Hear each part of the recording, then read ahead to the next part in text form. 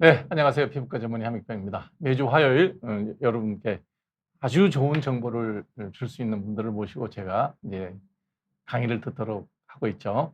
기다리던 임영원 박사님 한 달 만에 다시 모셨습니다. 반갑습니다. 예, 반갑습니다. 네. 박사님을 기다리신 것 같은데. 아니 저는 매주 하니까. 근데 지난 방송에서 보면 여러 이제 우리 구독자분들이 하는 게 너무 딱딱한 의사들 얘기만 듣다가 재밌는 역사 얘기를 들으면서 너무 좋았다. 이상한 것 같은데. 저기 역사가 더 딱딱한 거 아니에요? 아니요, 이게 우리가 딱딱해요. 이과 네. 공부는 역시 딱딱하고. 아닌데. 그다음에 이제 그때 쌤이 했던 거는 이제 짤방도 올렸는데 역사를 과연 어떻게 봐야 될 거냐. 그 한마디는 아마 많은 구독자분들께서 충격을 받았을 것 같아요. 그러니까 현재를 볼 때 변화를 줄 수 있는 모티브를 받지 못하면 공부하는 건 죽은 공부다. 제가 그렇게 말했어요? 그런 느낌으로 뉘앙스를 했었어요. 네, 그래서 역사를 다시 볼 수 있게 기억하는 방법도 자기 편한 대로 하지 말고 끊임없이 반추해야 된다 이런 얘기. 그런 얘기들이 굉장히 이제 인상에 남았었는데 어쩌자고 그렇게 전쟁사 밀떡이라 그러나요? 대부분의 네. 사람들은 그냥 삼국지하고 밀떡 넣으면 박사님 생각을 하는데. 사실은 저기 굉장히 학술적인 이유였어요. 네. 그러니까 이게 사실 개인적으로 제가 좋아하기도 했어. 어릴 때부터. 어릴 때부터. 예, 개인적으로는 밀떡이긴 했는데 그래서 역사할 때 전쟁사 한 건 아니고요.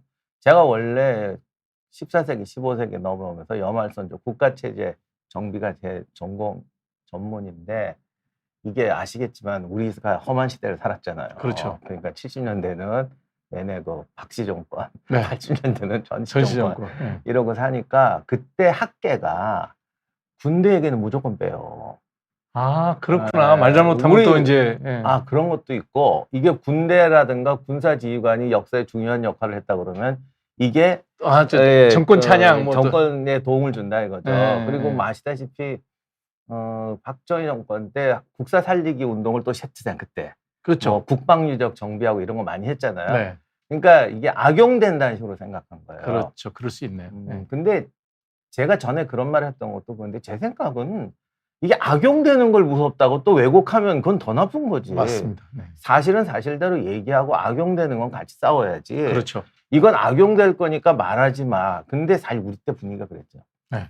그러다 그쪽 얘기하면 약간 의용 뭐 이렇게 봤죠. 그렇게 그러다 보니까 사실 조선의 모든 제도는 세종대왕이 만든 제도는 백성을 사랑해서만 나온 게 아니고 백성을 안 사랑했다는 게 아니라 남들은 안 하는데 뜨거운 백성 사랑 때문에 이것도 하지 이렇게 나온 게 아니라 전쟁을 그 전에 14세기가 100년을 겪었잖아요. 그렇죠. 외구 때부터 시작해서 뭐. 근데 이제 그렇게 된 거 국가가 감당이 안 되는 거예요. 그러면 다 바꿔야죠.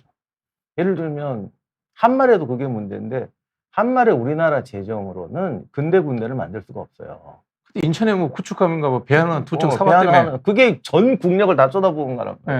그거 하느라고 횡령을 얼마나 했는데. 그러니까 이렇게 되니까 그거는 의지의 문제가 아니고 국가를 바꿔놔야 돼요. 내가 최선을 다했다라는 말은 이거는 절대 그 의미 없는 말이에요. 그래서 최선을 다한 게 아니라 네가 다하는 최선이 이만큼 오도록 만드는 데 최선을 다했어야지. 신용만 해서는 안 된다.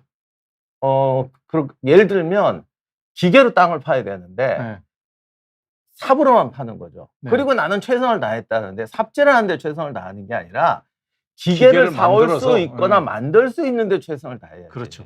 그건 안 하고 나는 손이 부러지도록 땅 팠다는 건 아무 의미 없어요. 그 역사의 어떤 책임진 사람으로서는. 그러니까 이 전쟁 때문에 국가 체제를 다 바꿔야 된다. 이걸 싹 빼는 거예요. 그러다 보니까 뭐 성리학 때문에 그랬는데 무슨 신진사대부가 찾게 세상에 그런 게 어디 있습니까? 그렇죠. 그래서 잘 살 수 있으면 얼마나 쉬워요. 얼마나 쉬워 진짜. 뭐 그러다 보니까 이거를 설명하려다 보니까 군제사를 해야 되고 군제사 하는 분도 계셨지만 이 또 군제사가 또 여러 가지로 반쪽반쪽이었어요. 그러다 보니까 이제 전쟁사를 하게 됐던 건데 원래는 그것 때문에 한 건데 세상에 알려지기는 삼국지 아저씨로 이상하게 돼가지고. 근데 어떤 계기로 알려져서 그러고 난 다음에는 이제는 선생님이 옛날같이 삼국지 아저씨 얘기를 하는 게 아니라 정통 우리 역사를 얘기해도 사람들이 귀를 기울여 주잖아요. 그렇습니다. 합니다. 저는 뭐 제일 인상 깊게 봤던 그게 여말선초 아니죠 세종 때 사군육진 개척할 때 그 긴 시간 동안 세종이 준비했던 얘기를 네. 한번 긴 시간 동안 리뷰해 주신 그거를 보고선 아 역사를 이렇게 공부해야 되는구나라는 생각을 했었어요. 네, 그러니까 그것도 참 안타까운 게 너무 쉽게 말해요. 네. 야, 그때 중까지 왜 안 쳐들어갔니? 네. 이거는 마라톤 2시간 뛴 사람한테 좀 더 뛰면 안 돼? 한 10분 못 땡겨? 정말 그 아. 총력을 기울여서 네. 압록강 두만강 경계선 만들 때 그럼요. 예. 사람들 진짜 옛날에 그런 얘기 많이. 요즘은 이제 안 그러지. 이제 많이. 옛날에 100m는 누가 봐도 죽으려고 다시 뛰는 거 같잖아요. 근데 마라톤은 보통 이러고 들어오잖아. 그러면 야, 거기서 조금 더 빨리 안 뛰고. 조금만 더 뛰면 되지 않냐? 야, 정말. 그래서 오늘은 이제 박사님에게 그 재밌는 얘기를 좀 먼저 듣고 얘기를 좀 나누도록 하겠습니다. 파퓰리즘과 민주주의의 그 경계선상에서 아테네가 발전을 하고 망하게 되는데 그때 있었던 그 소크라테스가 아테네 이제 후기잖아요. 네, 거의 거의 망할 때죠. 때쯤에 네. 이제 철학자인데 그때 있었던 파퓰리즘적인 지도자 선출과 그로 인해서 전쟁에서 어떤 일이 벌어지는지 재미있는 에피소드를 먼저 준비된 강의를 좀 듣도록 하겠습니다. 뭐 준비된 강의랄 것까지는 없는데 네. 제가 사실 이 옛날 딴 채널 얘기해도 될지 모르지만 상관없습니다. 전에 그 밀떡이 훌륭한 지휘관이 될 수 있을까 네. 그 질문을 한번 받은 적이 있어요. 아하. 그런데 이제 그게 너무 좀 현실적인 질문이어가지고 네. 간단히 말하면 요즘 전쟁하고 옛날 전쟁은 좀 달라요. 그러니까 삼국지에 나오는 제갈량이 군사지휘하는 얘기는 이제 뻥이지만 실제로 그게 가능했어요, 그 시대는. 문간이. 예. 그러니까 옛날에는 문무겸비가 좀 쉬워요. 네. 전쟁이 좀 단순하잖아요. 그렇죠. 뭐 예. 사람이 하는 거니까. 그럼요. 그러니까 이제 문무겸비가 쉬운데 요즘은 문무겸비가 될 수가 없어요. 그렇죠. 그럼 완전 전공 분야가 다른데. 전쟁터 나가면 정말 이게 장비가 몇 개냐고요. 네. 그러니까 이게 안 되는데 옛날에는 문무겸비가 좀 쉬웠죠. 근데 지난번에 얘기할 때는 좀 현대적인 걸 얘기해야 되니까 밀떡이 훌륭한 지휘관이 될 수 있을까가 이제 사실 밀떡하고 군지휘관하고 완전히 다른 거고. 그러니까 이걸 어떻게 설명하냐 그렇게 했는데 최근에 뭘 좀 준비하다 보니까 소크라테스한테도 누가 그런 질문한 건 아닌데 그런 얘기가 있더라고요. 아하. 그래서 고대를 기준으로 했을 때는 밀떡이 훌륭한 지휘관이 될 수 있을까? 같은 채널을 했으면 투 이렇게 할 건데 여기 와서 하는데 오늘은 이제 고대 편입니다. 네. 그리고 오늘 하는 얘기는 제 얘기가 아니고 소크라테스 형님의 얘기입니다. 이것도 고민 많이 했어. 소크라테스 할아버지라고 할까? 테스 형님. 우리 가수 나훈아 선생님께서 테스라 그랬잖아요. 그래서 어쨌든 테스 형님의 대답입니다. 제 얘기 아닙니다. 네. 뭐 보겠습니다.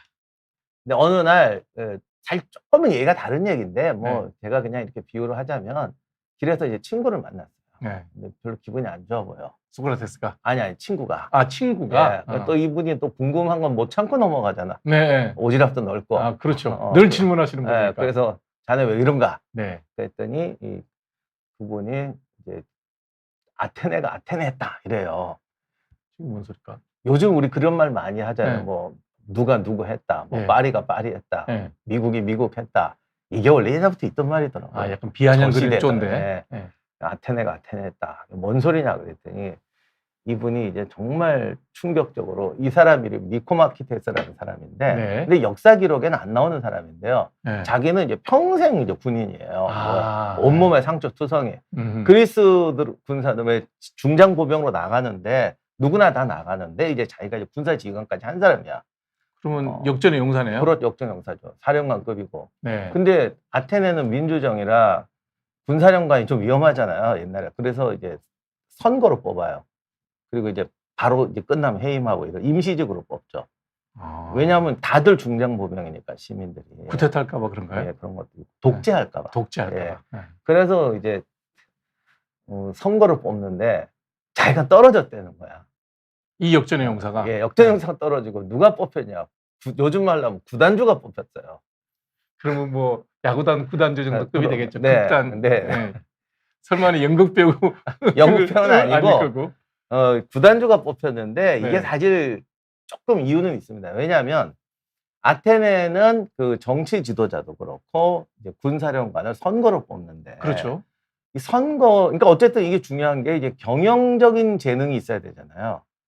특히 군인은 그래야 될것 그렇죠. 같은데. 아니 뭐 정치가도 정치도 그렇고. 그렇게 예. 하고. 네. 그래서 아테네는 그 경영적인 재능을 어떻게 선을 보이냐면 합창제, 뭐 연극제, 축제 이럴 때 이제 요즘 말로 하면 브로드웨이 뮤지컬 같은 걸 연출을 해요. 아, 내가 책임지고 네. 아. 대신에 이것도 좀 있어야 돼요. 돈도 지가 많이 내야 돼. 돈은 자기가 내는 거지. 구단주잖아요. 아. 그러니까 자기가 돈을 내고 뭐 연출가를 고용하든 해가지고 기가 막힌 브로드웨이 뮤지컬을 하는 거야. 네. 그래서 거기서 우승하면은 저 사람 능력 있다. 예, 그래서 뽑혀요. 정치 지도자는 모르겠는데 군사력은 좀 아닐 것 같은데. 근데 사실 이런 사례가 이미 있었어요. 여러 번 아. 있었어요. 그리스 희곡 작가 중에 제일 유명한 소포클레스. 네. 그 사람도 사실은 출세하고 싶어서 극작가한 거거든요. 그 장군으로 선출되고요. 아, 예, 그리고 정말 이제- 문무에다 예. 예술까지 겸비하네. 그래서 잘 이것도 거듭 말씀해 이거. 왜냐하면 군인을 가도 돈인 사람이 돈을 내야 그렇죠. 되거든. 예, 돈을 예, 내. 장비는 자기들이 하지만 부자가 사령관이 돼야 먹고 예, 뭐 병참이 여러 가지, 이제 예, 돈이 좀 되죠. 좋습니다. 예. 그래서 소크라테스도 알 텐데 그 전에 니키아스라고 굉장히 유명한 부자이면서 구단주이면서 최고의 뭐 뮤지컬 연출가로 유명했던 부호가 있었는데 저 사람이 이제 펠로폰네스 전쟁 때 사령관으로 뽑혀서 나갔다가 또 죽어요. 이런 사례가 있어요. 그때 같이 갔던 사람이 소크라테스의 소크라테스. 제자였던 알키비아데스. 예, 같이 갔었죠. 이렇게 되니까 이게 사례가 있긴 해요. 이런 사례가. 그러니까 그런 능력은 되는데 지휘 능력은 떨어지니까 죽었나 보죠. 그렇죠, 그렇죠. 네. 그게 알키비아데스가 쫓겨나니까 예. 니키아스가 이분은 경영을 하는데 전투를 못해요. 아. 그러니까 경영적인 방법으로 전투하다가 죽어요. 그러니까 사실은 요게 그 전인지 아닌지 이게 사실 실화인지 아닌지 정확하지는 않은데 이 얘기가 후대에 또 만들어진 얘기일 수도 말 있겠네. 수도 있는데 네. 저 인명이 안 나오는 인명이에요. 네. 비울 수도 있는데 좌우지간에 네. 뭐 이렇게 되니까 이분도 할 말이 있는 거지. 네. 이게 뭐냐 이거. 내가 안 되고. 내가 안 되고. 떨어진 사람이 어. 상대가 또 그런 대단한 장군도 아니고. 그렇죠. 정치가까지는 나 참겠다 이거야. 근데 어떻게 군사관을 저런 애를 임명하냐 이거야. 그래서 막 분노 열받쳤는데, 우리 테스 형님이 안 도와주네. 네. 그래서 자기는 당연히 소크라테스가 자기 편 들 줄 알았겠죠. 네. 왜냐하면 소크라테스가 또 역전의 용사잖아요. 자기도 2번인가 참전했죠? 세 번. 3번 했어요? 네, 3번 참전했고, 군에 있을 때도 그냥 그리스는, 아테네는 이제 일반 시민이 중장보병이 되죠. 근데 거기서도 좀 A급이었던 것 같아요. 그러니까 좀 뭐랄까. 엘리트들만 모아놓은 요즘 말로 특수부대, 요 강철부대 소대장 정도까지 하신 분이. 대단한 능력. 대단해요. 문무를 겸비를 하네요. 진짜 문무겸비했었죠. 겁 없고 뭐 알키비아데스 가면 부상을 입으니까 자기가 옆에서 같이 지켜주겠다. 제자였죠. 소크라테스 제자였죠. 친구고 제자죠. 네. 그러니까 버리고 가라고 했더니 내가 지키겠다고 옆에서 딱 섰더니 중요한 건 모든 가던 애들이 돌아와서 같이 지켰다는 거예요. 그거는 이 부대도 훌륭한 부대고 소크라테스가 그만큼 인망이 있었다는 거죠. 네. 뭐 알키비아데스도 인망이 있긴 했지만 네. 어쨌든 뭐 그렇게 돼서 그 정도였으니까 도와줄 줄 알았는데 이분이 안 도와주는 거야. 그러면서 뭐 사람들이 아무래도 부자니까 제가 돈이 많으니까 뭐 좀 이런 것도 생각하지 않았겠나 그랬더니 아니 그게 문제냐 지금 나가서 전쟁을 해야 되는데 목숨이 걸리는 일을 하는데 쟤는 돈만 대고 뒤로 도망갈 것이다. 네. 그랬더니 이제 소크라테스가 또 이게 건수 잡았지. 이분 또 따지는 거 좋아하잖아. 그렇죠. 질문이 많죠. 질문이 많은데 제가 좀 오늘 짧게 할게요. 네. 그래서 이제 물어봐요. 그러면 자 이제 구단주의 리더십과 여긴 구단주는 제가 지금 붙이는 거 그렇게 안 했지만 우리 네. 지금 군사령관의 리더십이 무엇이 다르겠는가 한번 얘기해 보세요. 소크라테스 질문이에요? 네, 또 질문. 그럼 어려워진다. 아니 어렵진 않아요. 좀 네. 약오르지. 그래서 이제 몇 가지 질문을 차례로 던져요. 네. 예를 들면 A라는 미덕은 예를 들면 군사령관하고 구단주하고 어느에 해당하느냐. 그건 둘 다 공통이다. 뭐 이런 식으로, 유도를 하는 거예요. 그래서 자 그러면 부하들 또는 병사들의 신뢰를 얻고 복종하게 하는 거. 군사령관. 이거는 군사령관, 구단주 누구에게 필요한 것이냐? 군사령관이 절대적으로 필요할 것 같아요. 둘 다 필요하긴 하지만 그러니까 이건 이 사람은 비중은 안 따져요. 이 사람은 우승도 막 했거든요. 네. 그럼 둘 다. 둘 다. 네. 재능 있는 자를 선발하고 적재적소에 배치하는 것. 이것도 둘 다. 그렇죠. 영화 감독이라고 생각해도 비슷합니다. 똑같죠. 그렇죠. 네. 열등한 자를 처벌하고 뛰어난 자를 포상해서 다른 모든 사람이 더 적극적으로 임무에 이것도 뛰어들게 똑같은데요. 그래도 뭐 군인이 좀 더 많이 필요하긴 할 것 같지만. 네. 아니죠. 헐리우드 배우가 더 할 수도 있어요. 저기 톰 그러네, 크루즈 잘못 뽑으면 영화 안 되지. 영화 안 됩니다. 비슷하네. 똑같네. 그러고 보니까. 그다음에 자신을 도와줄. 그러니까 영화 감독이라고 했을 때는 투자자, 네. 군인이라고 했을 때는 뭐 동맹 세력, 네. 맹우나 지원자를 얻는 능력. 똑같네요. 똑같죠. 네. 그다음에 자신의 직분에 열성을 다하고 분골쇄신하는 것. 차이가 없네. 똑같죠. 이제 자꾸 이제 우리는 목숨이 걸렸다고 생각을 하니까 예. 군인한테 몸이 그렇죠. 눈이 가긴 그렇죠. 하는데. 그래서 똑같지 않냐. 아, 그러니까 이게 원래 제목을 소크라테스의 배신으로 붙였었는데 그러니까 이게 불만 많은 그 친구가 말을 일단 못하게 말은 못하는데 뭐 소크라테스 앞에서 말하는 사람이 없지. 그렇죠. 그래도 저 좀 여담인데요. 하도 저러니까 대화할 때는 다들 이걸 보면 나 또 당할 텐데 이러면서 그냥 아이씨 또 당하는 거 아니야. 그러면서 말려 들어간대요. 그래서 한 걸음 하다 푹 꺼지는 거야. 네. 자, 그래도 우기는 거야. 그래, 좋아, 네 말 다 맞아. 친구가 말해, 다 맞아. 근데 그런 이론적인 능력이잖아, 그거는. 그렇죠. 실전에 갔을 때 실전에 과연 이게 소용이 있겠냐? 제가 저 얘기를 들으면서 딱 보고 생각나는 거는 알렉산드로스가 생각이 나요. 전쟁은 격동이다 그랬나요? 그렇죠, 그것도? 그런 말 바로 네. 그 뜻이에요. 그러니까 네. 실전에 가서 소용이 있겠냐? 그랬더니 또 천재 소크라테스가 그건 살짝 피하면서 뭐라 그랬어요? 제 생각에는 그 말이 없는데 네. 그건 부활시키면 되잖아 이렇게 말할 것 같긴 해요. 그렇기도 하네. 아직은 알렉산드로스가 나오기 전이니까. 네. 그건 살짝 빼고 네. 승리의 요인과 패배의 요인을 찾고 철저하게 준비하는 게 지휘관의 능력이다. 이게 가장 결정적인 것이다. 저 얘기 들으니까 또 갑자기 또 2차 세계대전 때 그 저기 아이젠하워 생각이 딱 나네. 아니 뭐 사실 모든 장군이 다 모든 그렇죠. 다 그렇긴 하죠. 그러니까 네. 연출가도 마찬가지죠. 똑같네. 그 스필버그가 그 말했잖아요. 그 할리우드에서 그 앙케이트로 조사를 했어요. 어떤 영화를 만들어 주기를 원하는가? 당신이 원하는 스필버그가? 거 아니야. 할리우드에서. 할리우드에서. 네. 네. 그랬더니 스필버그가 픽 비웃으면서 네. 10,000,000명한테 조사를 해봐라. 키 작은 외계인이 자전거 몰고 하늘을 나르는 영화 만들어 달라고 하는 놈 누가 있나?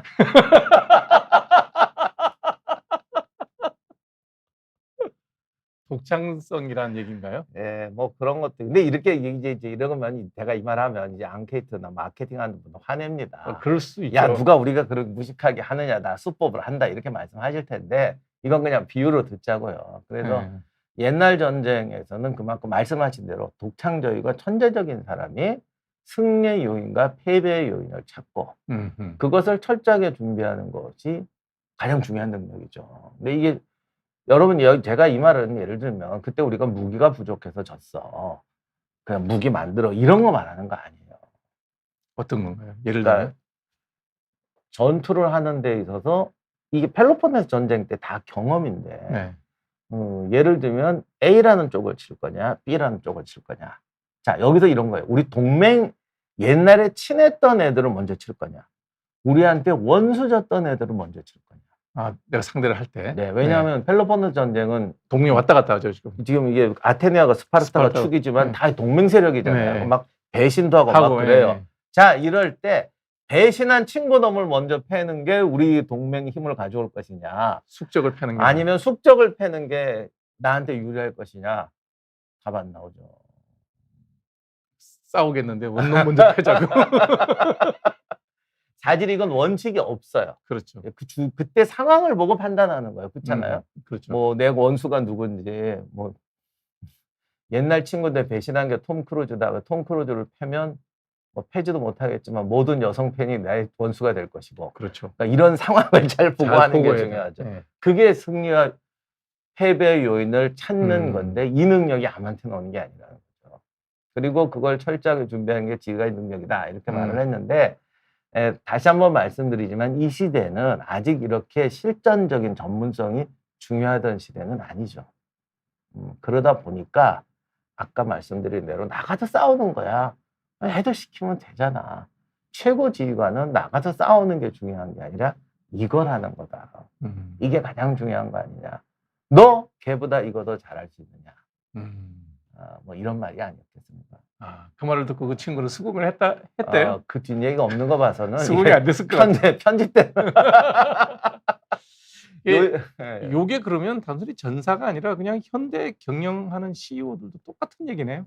네, 그래서 사실은 이 얘기가 조금 왜냐하면 여기 나오는 인명들이 확인이 안 돼요. 그러니까 소크라테스 그 얘기들 보면 인명이 확인되는 얘기가 있고 인명이 확인이 안 되는 얘기가 있는데 인명이 확인되는 것도 위작들 많아요. 그럼 뭐 홍길동하고 일지매가 만나서 얘기했다 뭐 이렇게 해도 되는 거니까. 그래서 이게 사실인지 아닌지 잘 모르겠습니다만 이 얘기 자체가 전쟁에서 이기는 법을 얘기하려고 한 건 아닌 것 같고요.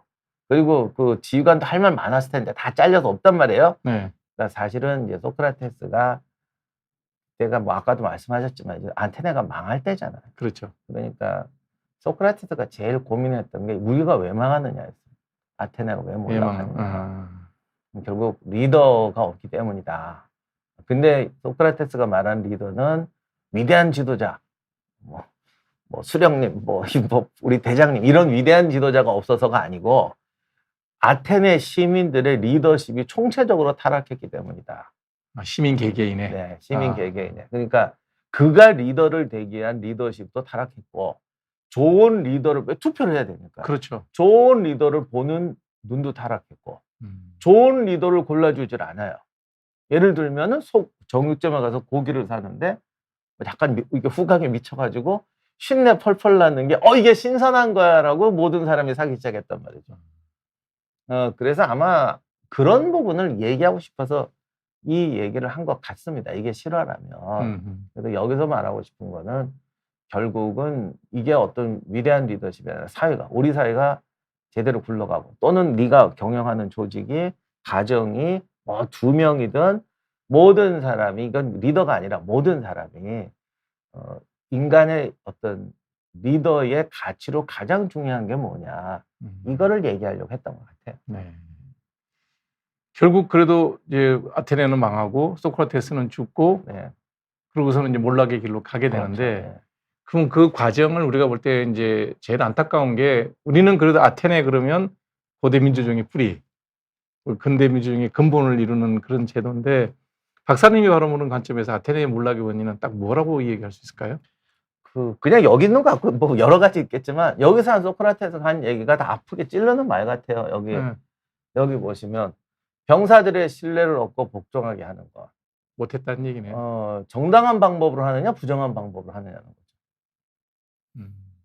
결국 재능 있는 자를 선발하고 적재적소에 배치한다. 저 말 했잖아요. 알키비아데스도 당신은 그래도 애국자인데 그걸 또 뒤통수 쳐서 네, 내쫓고 그러죠. 그렇죠. 그런데 가만 여기가 좀 오해가 있으시면 안 되는데 재능 있는 자를 선발하고 적재적소에 배치하면 과연 병사들이 신뢰를 얻고 복종할까? 그래도 좀 그럴 확률이 높지 않을까요? 저는 반대로 생각합니다. 그래요? 그러니까 지금 소크라테스 고민은 이게 리더한테 한 얘기가 아니에요. 저는 살면서 그런 거 많이 봤어요. 정말 사람들은 자기랑 상관없을 때는 영화에 나오는 모습을 좋아해요. 뭐 정직하고 뭐 비전 있고 착하고 지가 정말 리더 뽑으라고 그래봐. 자기한테 돈 주는 리더. 나한테 나 열등감 안 자극하는 리더. 그리고 저 정말 진짜 겪었는데 우리 맨날 그러잖아. 능력 있는 자를 뽑으라고. 네. 애들이 보통 사람들이 어떻게 생각하는지 아세요? 능력이 있는 자를 뽑으려면 뽑힐 사람 당신밖에 없어. 네. 우리 모두가 다 알아. 인정했어. 모두가 다 알아. 그러니까 네. 한 명밖에 없어. 그러니까 우리는 모두 포기해야 돼. 네. 부당한 리더가 오면 나도 뽑힐 가능성이 있고 얘도 뽑힐 가능성이 있어. 이거 진짜 실합니다. 수많은 조직에서 이래요. 그러니까 조직에서 조직적으로 그런 게 아니라 수많은 사람이, 조직이라고도 하지 말아요. 우리가 학교에서도 일반적인 생활에서 모든 일상적인 사람이 남 얘기할 때는 정말 저런 리더 멋있. 드라마 보면서 우린 왜 저런 리더가 없냐. 당신 보고 뽑으라고 해봐. 가장 공정한 리더가 오면요 뽑힐 사람 한 명밖에 없고 우린 다 포기해요. 희망이 없어요. 그런데 좀 이상한 애가 오면 내가 기회가 있어요, 기회가. 그럼 기회가 있다는 건 내가 일상에 힘이 난다는 얘기야. 그렇죠. 나도 열심히 했으면 동기부여는 어차피 그래 네. 뽑힐 확률이 제로인 거하고 네. 100명에서 99분의 1인 거하고는 다른 거예요. 다르죠. 네. 그리고 내가 노력할 건수가 있잖아. 뭔가를 하더라도 제가 옛날에 진짜 어디서 봤어요. 아침에 와서 일은 안 하고 큰 책상만 닦고 정말 막 뭐랄까 사무실에서 환경미화만 잘하는 거야. 그래서 제가 야 그런 거 하지 말고 일을 해 그랬더니 자기는 일해봤자 당신을 못 이기고 얘를 못 이기고 못 이긴대. 뻔히 안 돼. 그러면 내가 비전이 없어 일을 하고 싶겠냐는 거야. 내가 이 짓을 하다 보면 망하는 가능성이 있다. 그럴 수 있죠. 깨끗한 거 좋아하는 상사 만나면 맞아요. 눈에 들잖아요. 그래서 정당하지 못한 상사력을 희망이에요. 나의 희망. 소크라테스가 보기에 아테네가 망한 건 이것 때문이라고 생각하는 것 같아요. 근데 실제로 펠로폰네스 전쟁사 과정을 보면 이런 일이 수없이 벌어져요. 수없이 벌어지고 그 뒤에도 이런 일이 수없이 벌어져요. 그게 유명하게 기억나는 게 아르기아누스 해전인가요? 이겼잖아요. 네. 이기고 난 다음에 장군들 다 목을 베잖아요. 네. 그것도 그런 거죠. 그때도 그게 바로 근데 소크라테스가 그때 반대했잖아. 소크라테스가 그때 당대 사람이에요? 아르기아누스 해전. 비슷한 해전 아마 그걸 거예요. 반대하죠. 안 된다. 죽이지 마라. 예, 근데 요건지 제가 좀 헷갈리는데 이게 소크라테스 죽은 다음일 수도 있는데 제 기억에는 아닐 거예요. 그래서 반대하죠. 얘를 죽이면 안 된다. 근데 다 쳐버리잖아. 다 죽였어. 8명인가를 다 죽였어. 도망가고. 그러니까 소크라테스가 이거는 공정한 처벌이 아니라 개인이 이기심, 집단적 이기심의 발로라고 생각했던 것 같아요. 그래서 그런 거죠. 열등한 자를 처벌하고 뛰어난 자를 포상해서 적극적으로 일에 뛰어들게 하는 거. 들으면 다 멋있지. 저기 누구야? 일본 이등방문이 된다. 도요토미 히데요시. 도요토미 히데요시나 이거 오다노부가도 이거 잘했다 그러잖아요. 예, 그러는데 그쪽도 잘했다기보다는 저렇게 잘하는 것처럼 티를 낸 거긴 합니다. 네. 그러나 어쨌든 저희가 정말 솔직한 얘기로 살면서 정말 내 주변 분들한테 죄송한데 재능 있는 자를 선발하고 적재적소에 배치하는 꼴을 저는 한 번도 못 봤어요. 제가 어디 훌륭한 그룹이나 어디 정말 훌륭한 단체에 있어 보지 전 되게 이제 프리랜서로 살았으니까 제가 훌륭한 걸 못 봐서 그런지도 모르겠습니다만 훌륭한 리더라는 분도 많이 보긴 봤는데 내가 겪는 공간에서는 재능 있는 자를 선발하고 적재적소에 배치하는 거 한 번도 못 봤어요. 반대는 참 많이 봤어요. 열등한 자를 처벌하고 뛰어난 자를 포상해서 적극적으로 일에 뛰게 하는 것 한 번도 못 봤어요. 근데 우리나라 재벌 회사들은 보면 그래도 좀 이렇게 했기 때문에 국제 경쟁력을 갖출 수 있었다고 생각하지 않으세요? 그러니까 거듭 말씀드리면 제가 살던 공간이 좀 좁아서. 그러니까 이제 학계 이쪽. 아니요, 또 그렇게 구체적으로 묻지 말아주세요. 학계를 좀 아는 데가 많아서. 전에 제가 이 얘기했더니 당신이 워낙 찌질한 데만 있어서 그래. 여긴 안 그래라고 얘기를 하시더라고. 근데 어쨌든 저도 한 명의 인간이자 개인으로서 나는 못 봤어요. 맹우와 지원자를 얻는 능력이 탁월한 분들은 참 많이 봤어요. 어떤 의미에서요? 뭔가 뒷거래로 만들더라고요. 끼리끼리해서 이렇게. 자신의 직분에 열성을 다하고 분골쇄신하는 경우는 많이 봤어요. 근데 이제 그 직분이 직분인지 개인의 욕망인지가 좀 문제겠죠. 우리 테스 형님은 그건 아니야 라고 할 것 같은데 아무튼 열성을 다하고 분골쇄신하는 건 많이 봤는데 결과가 안 좋은 쪽으로. 그렇지, 안 좋은 거죠. 그래서 병사들에게 신뢰를 얻고 복종하게 하는 것도 많이 봤어요. 아까 말씀드린 그런 방법으로 하더라고. 결국 저기서 이제 세 번째, 네 번째 재능 있는 자를 선발하고 적재적소에 배치하는 게 정말 어려운 거냐 안 하는 거냐. 그 다음에 그것을 했을 때 과연 인망을 얻을 수 있느냐. 이게 관건이라고 봐요. 세종대왕은 그것도 좀 하지 않았나요?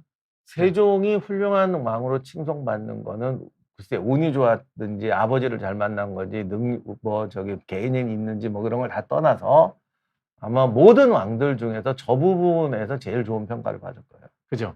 재능이 있는 부분을 적재적소에 사람을 썼다는 거. 그래서 제가 이 말씀을 드리는 것은 소크라테스의 말이 또는 소크라테스의 교훈이 심오하고 어려운 게 아니라는 거예요. 아, 엄청나게 어렵고 심오한 게 아니고 배워야 하는 게 아니다. 어떻게 보면 실천의 문제다. 몰라서 못하는 게 아니라 알고도 안 하거나 그렇죠. 편한 길로 돌아가고 예. 하는 게 그게 문제라는군요. 또 하나는 싸워야 한다. 재능 있는 자를 선발하고 적재적소에 배치하면 존경이 따라오는 게 아니다. 아, 그것이 너희 모두에게 도움이 된다. 조직원들을 설득하고 보여주고 이거 쉽지 않은 길이라는 거죠. 그 다음에 더 중요한 건 그게 가치 있다는 거. 아, 네. 쉬운 길이면 누가 못해요. 우리가 저렇게 살아서 존경을 막 받아. 출세도 막 해. 다 할 거 아니야. 그렇죠. 근데 왜 저는 한 번도 못 받지? 저거를 했더니 비난이 더 많이 오더라. 네. 이런 경우가 더 많거든요. 흔히 말하면 저렇게 하면 모난돌이 되게 예, 딱 맞습니다. 십상이네요. 예, 그래서 소크라테스가 평생에 노력했던 거는 이 아저씨가 뭐 맨발로 다니고 뭐 등불도 뭐 이런 얘기 많은 게 사실은 저기에다 가치를 부여하라는 거예요. 제일 중요한 건 이거예요. 지금 너 뭐 맨날 어렵게 막 플라톤 책 보면 끔찍하게 어려운데 플라톤이 좀 머리가 좋아가지고 저렇게 쉽게 얘기하면 돌만 아, 자기 스승같이 이렇게 너무 쉽게 설명하면 적이 생기는구나. 다만 이제 스승의 뜻은 내가 실현해야겠는데 돌은 안 맞아야 안 죽어야. 그렇죠. 예, 예. 그래서 어렵겠습니다. 이것도 잘 이해 못하게. 아, 근데 아무튼 소크라테스가 평생 노력한 거는 저런 말을 해서 심오한 말을 한 것도 아니고 아주 쉽고 편한 말인데 문제는 이 쉽고 한 거를 실행하기 위해서는 엄청나게 노력해야 된다. 그리고 그 노력에 가치가 있다는 거를 깨달아야 한다. 이게 제일 어려운 거예요. 근데 이렇게 말씀하시니까 듣고 있으면 이건 리더의 덕목이 아니라 팔로워들도 따라가는 맞습니다. 사람들도 그게 네. 되지 않으면 그럼요. 그런 리더를 만날 수가 없겠네요. 그렇죠. 그러니까 팔로워가 리더가 되고 리더가 팔로워가 되는 거잖아요. 그리고 제가 이제 또 리더십이라고 얘기하면은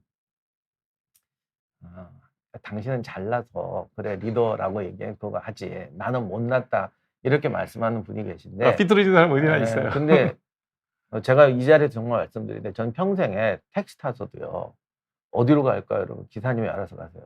아, 식당에 가서도 뭐 짜다 쓰다가 아니 물론 뭐 진짜로 실수해가지고 뭘 부었다면 모르지만 주방장이 요리가 이건 그 사람이 했던 거고 내가 안 맞으면 내가 안 맞는 거지 당신이 잘못된 건 아니고 먹고 또 안 가면 되는 거니까. 그리고 아마 이 사람도 뭐 생각이 있어서 했겠지 라고 생각 가능하면 저는 모든 영역에서 전문가의 말을 존중해요. 그래서 내가 리더고 내가 전문가이기 때문에 나를 따르라 이 절대 아니고 나는 내 영역에서만 그래요. 남의 영역에서는 절대로 그분의 말을 따르고 내 말이 옳다고 하더라도 뭐 예를 들면 의사 선생님이지만 뭐 의사 선생님도 100% 맞는 건 아니죠. 그렇죠. 예. 하지만 우연히 내가 맞았다고 하더라도 그건 맞은 게 아니지. 저는 항상 전문가 말을 존중해요. 틀려도. 그런 자세로 살아야 되기 때문에 이거는 우리 모두에게 인생에 승리하는 방법이 별게 아니다. 이거를 실천하자. 이런 사람들이 뭉쳐져 있는 사회면 회사가 잘 될 거고. 한때 박찬호 때인가? 네. 메이저리그에서 노모랑 박찬호 있고 그러는데 그 당시 일본 선수들이 메이저 와서 계속 실패하고 한국 선수들이 잘 나갔을 때 있었어요. 예. 예. 그러다가 한순간에 휙 뒤집혀갖고 이치로부터 이제 뭐 우리가 이치로 뭐 예. 오타니 요즘 난리 났잖아요. 갑자기 격차가 확 더 이제는 벌어지더라고. 뭐, 예, 많이 벌어졌죠. 이게 왜 그런가? 그랬더니 최근에 농구 선수 인터뷰한 것도 봤고 야구 선수 인터뷰한 것도 봤는데 다들 하는 말이 일본 애들은 기본기가 정말 착실하대요. 네. 근데 이게 운동선수만 그런 게 아니라 그 목수를 만나도 누구를 만나도 다 솔직하게 하는 말이 일본 애들이 기본기가 좋대요. 그런데 우리 그때 박찬호가 막 하고 막 그렇죠. 할 때 다들 뭐라고 했냐면 일본 애들은 고리타분하게 기본기만 하기 때문에 네, 발전이 없다. 왜 발전이 예, 없다. 느리다. 뭐 야, 우리 봐라. 창의력 넘치고 도전정신 넘치고 창의력 넘치고 도전정신 넘치는데 기본기를 버리고 창의력과 도전정신이 넘친다는 건 뻥이야. 예. 기본은 돼야죠. 예. 근데 그때 무수한 사람한테 물어봤죠. 그럼 넌 이거 왜 안 하느냐? 확신이 없대. 이거 하느라고 시간 보내다가 프로 못 가면 인생 끝이다. 그렇죠. 차라리 전화로라도 입혀가지고 눈에 띄어서 요즘 한국 좀 달라졌어요. 이제는 그런, 우도 예, 다시 좀 예, 다지는. 다시 바뀌었는데 예. 어쨌든 성적 나와야 되고 그리고 감독들은 그러잖아. 기본기 보고 뽑냐? 잘하면 우승해야지. 뽑지. 예. 뭐 4강 가야지 또는 뭐 메달 따야지 병역 면제되고 그렇죠. 이렇게 되니까 기본기에 대한 가치를 저는 선수들을 비난하고 싶지 않은 게 선수들은 기본기에 대한 가치를 제일 잘 알아요, 사실. 물론 안 그런 선수도 있겠지만. 자기 오래 선수생활을 해야 되니까 예. 느끼겠죠. 그런데 과연 그 기본기에 충실하도록 우리 사회가 받아주고 있냐는 거야. 그런 여유는 안 주죠. 안 주죠. 예. 4강이 가야 그렇죠. 뭐 어찌됐든 고등학교 때 4강 가야 네. 대학을 가니까 그러니까 그런 게 뭐 있네. 재능 있는 자를 선발하고 뭐 열등, 저거 뻔한 거 아닙니까? 니들이 안 하잖아. 아니요, 걔들이 안 하는 게 아니라 우리 모두가 용납을 못해요. 거기에 대해서 가치를 제발 좀 뭐 의사 선생님께 잘 모르는데 제가 평생에 약 먹다가 느낀 건데 솔직히 나만 그런 거 아닐 거야. 3주 먹으라고 그러잖아요. 보통 약 먹으면 2주쯤 되면 증세가 호전이 돼요. 안 나오죠. 예, 그러면 알아요, 저도 머릿속으로. 요때 끝까지 3주를 먹어야 완치가 되고 이거 잘못하면 도진다. 근데 바쁘다고 날려. 네. 그때부터 마음이 비어요. 제가 논리적으로 그러는 거 절대 아니에요. 약 먹어야 돼, 약 먹어야 돼. 근데 안 아프니까 안 먹게 돼요. 환자들이랑 예를 들면 저는 대개 이제 환자를 한 달 간격으로 팔로우를 하거든요. 예. 다음 달 4주 뒤에 요거 다 먹고 요만큼 바르시고 4주 맞아요, 뒤에 맞아요. 봅시다. 그러면 4주에 맞춰서 오는 사람들은 거의 딱딱 스케줄로 끝나요. 근데 대개는 6주 내지 2달 뒤에 나오죠. 왜냐면 4주 먹고 좋아졌어. 맞아요. 이제 잊어버려. 안 나와. 아니 그게 그분이 의사 선생님 말을 거부하거나 틀렸다고 생각해서가 아니라 안 가려우니까 안 바른다니까요. 그러니까 안 나와요. 그러다가 6주나 8주 뒤에 왜 오느냐. 다시 나와. 그러니까 이 재능 있는 자를 선발하고 열등하고 이거는 내가 거기에다 가치를 부여하지. 그러니까 증상은 없어졌어요. 안 가려웠고 안 아프고 멀쩡해졌는데 그래도 여기서 아픔을 느껴야 바른다니까. 근데 솔직히 저도 60평생에 아직 실천을 못했어요. 저는 환자들 오면 제일 잔소리하는 게 고대목에 왜 안 왔냐고. 바빠서 안 왔지 뭐 안 오려고 안 온 건 아니겠죠. 맞아요. 안 온 게 그럼 아니고. 왜 왔어? 다시 날이 가는 거야. 근데 피 줄줄 나봐. 아무리 금방 바빠도 와줘요. 오지. 이거 남 얘기가 아니라 저 얘기예요. 그렇죠. 그래서 네. 이게 가치를 느낀다는 게 이런 거예요. 소크라테스가 말했던 것이 철학인이 기본기냐 이게 가치를 느껴라. 이게 평생의 싸움이다. 이건 뭐 애 때 하는 것도 아니고 우리가 평생토록 저도 지금까지 이번에는 좀 성공해보자. 이번에는 시킨 대로 약 먹어보자.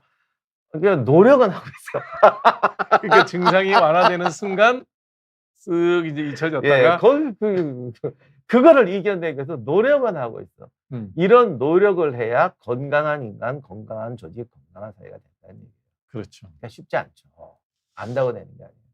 그게 지금 이제 그 전쟁사를 하실 때 보면 지금 뭐 전 세계 전쟁사를 거의 다 하셨잖아요. 방송을 통해서든 책을 쓰든 많이 하셨는데 서양 세계에서 최고의 장군, 최고의 영웅이라고 얘기하면 누구를 꼽으시고 싶으세요? 전쟁사에서? 제가 아니라 그냥 그쪽에서는 알렉산더죠. 그렇죠? 왜냐하면 사실 알렉산더 얘기도 뻥이 많아요. 솔직한 얘기로. 근데 사람들이 그렇게 이해하고 출발하니까 그게 실제든 좀 각색이 됐던 말은 맞는 말이잖아요. 그러니까 거기에서 출발하기 때문에 알렉산더를 칠 수밖에 없어요. 그러면 이제 동양으로 넘어오면 누굴 꼽을까요? 동양은 정말 솔직한 얘기로 이게 힘든 게 서양 애들처럼 적어놓질 않아. 자세한 내용이 없죠. 없어. 네. 그러니까 이걸 예를 들면 뭐 우리가 솔직히 말해봅시다. 뭐 사람을 100명을 사살했다. 꼭 훌명하다고 할 수 없잖아요. 그렇죠. 큰 전투에 이겼다고 훌명하다 할 수 없어요. 알렉산더는 뭐 10,000명이 100만을 깼다 이게 아니고 실제 그게 좀 뻥이 들어갔다 하더라도 그 얘기 자체가 굉장히 전술적으로 나무랄 데 없는 전사적 교훈이기 때문에 알렉산더를 최고의 장군으로 치고 모든 것의 시작이자 끝이다 이렇게 가는데 할 말이 없어.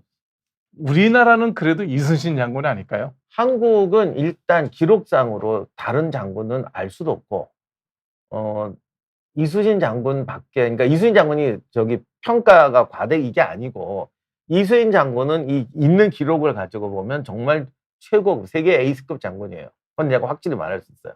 근데 다른 분들은 그게 판정을 못 하겠어요. 네. 그래서 어쨌든 그걸 전제로 했을 때는 이수인 장군이 가장 뭐 뛰어난 장군인 건 맞는 것 같아요.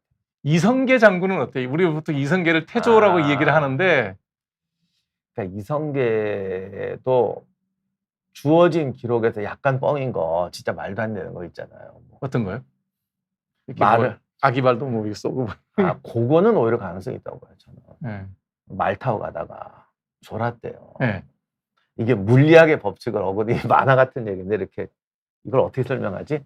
절벽을 타고 가는데 네. 말이 이제 졸다가 이성이 조니까 앞발이 절벽에 빠진 거야. 네. 떨어지는데 그 순간 이렇게 들었대. 말을 고삐를 잡아서 말을 이렇게 들어서 이렇게 돌려서 내려놨다. 이게 물리학적으로 말이 안 되잖아.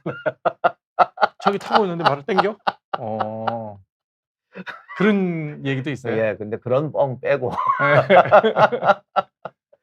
그런 뻥 빼고 나온 것만 보면은 이성계도 탁월한 장군인 건 맞아요. 한 분도 안 졌잖아요. 네, 근데 이제 그런 건 솔직히 그런데 그 굉장히 다양한 군대하고 싸웠거든요.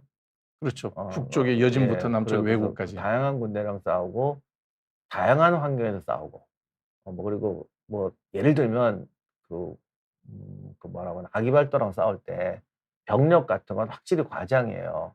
오히려 아군이 많고 적이 적은 상황인데 적이 아군보다 10배나 많았다 막 이런 이제 과장을 하는데 그런 거 최대한 빼고 실전 상황에서 이 사람의 장군으로의 능력을 보면 탁월한 건 맞는 것 같아요. 그러나 오히려 그런 것 때문에 좀 공장의 평가하기가 어렵죠. 그래서 이순신 장군 다음으로는 이성계를 꼽을 수도 있을 것 같은데, 근데 이거는 정말로 좀 죄송한 얘기인데 기록이 부실하니까 예를 들면 계백 결사제 말고 그 전에 전투를 한 번도 안 해본 사람인지 많이 했겠죠. 네, 설마 근데 네. 없잖아. 알 네. 수가 없어요. 근데 왜 서양사는 보면 전투사도 꽤 자세하게 기록이 많이 남아 있는 모양이더라. 우리가 이제 인문서를 읽어보면 왜냐하면 그걸 쓰신 분들이 소설 쓴 건 아니잖아요. 자료를 갖고 쓴 거니까. 근데 동양은 보면 구체적인 전투사가 없어요. 네, 그게 이제 두 가지 이유가 있습니다. 첫째는 서양 애들은 날 때부터 뭐가 달랐는지 모르겠는데 굉장히 사실을 중시해요. 예. 사실을 알려주고 이제 판단도 하지만 사실을 알려주고 봐 이게 좋지. 이런 거죠. 이거에 대해서 성능 설명서를 길게 쓰는 거예요. 이러하니까 이게 참 좋지 않느냐. 좋지. 동양은 이거 좋아. 삼다수야.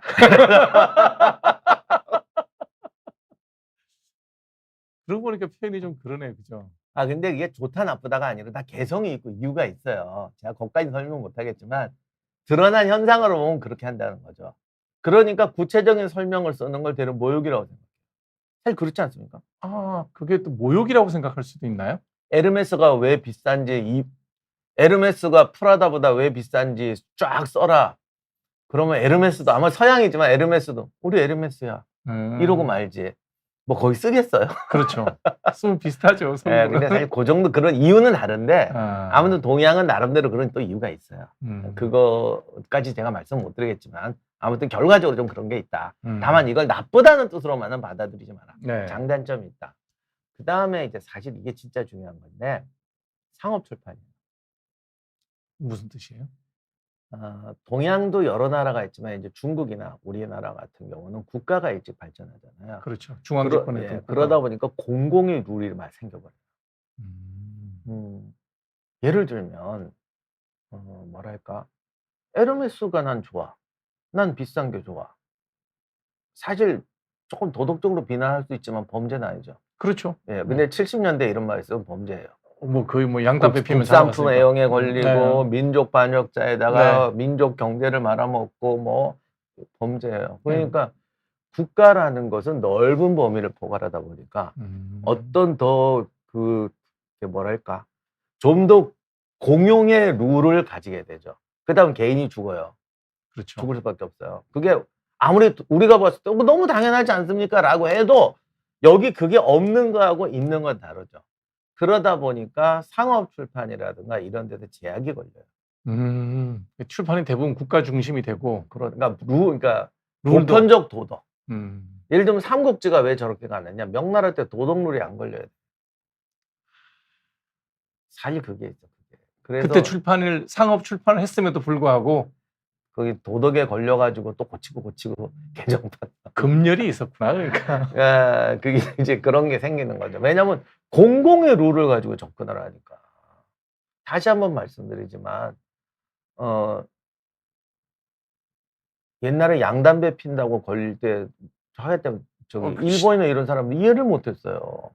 아니 이게 왜 사회적 범죄냐. 양담배 피면 그때 처벌받았는데. 처벌받았죠. 길 네. 가다가 잡혀가다 네. 경범죄로 걸리고. 거기는 이게 왜 경범죄냐. 우리는 얘가 국익을 해치, 공공의 이익을 해치지 않냐. 아니 공공의 이익을 안 해치는 건, 넌 숨 쉬는 거는 그렇게 따지면 숨 쉬는 것도 공공의 이익을 해치는 거야. 그렇잖아요. 그렇죠. 그러니까 이게 공공의 이익을 해친다고 해서 어디까지 규제할 건가에 대해 고민이 있어야 되는데 우리는 이런 부분에 대해서 국민이 편하네요. 담배 피는 분도 내가 이거 죄진 거 알지만 죄송합니다 뭐 이러면서 하는 시대였어. 그러니까 이게 다른 거야. 근데 그러다 보니까 서양에서는 상업 출판이 발달합니다. 그래서 놀랍게도요 요즘 뺨쳐요. 그래요? 예, 알렉산더 시대 우리가 보면 너무 옛날이잖아요. 그렇죠. 기원전 500년이니까. 네. 알렉산더가 언제 떠나잖아요. 돌아오기 전에 원전기가 나와. 그래서 기록에 세세한 게 많구나. 그러니까 자꾸 창의가 들어가고. 그래서 사실은 지금 우리가 보는 기록들은 그런 것들을 좀 정리한 거죠.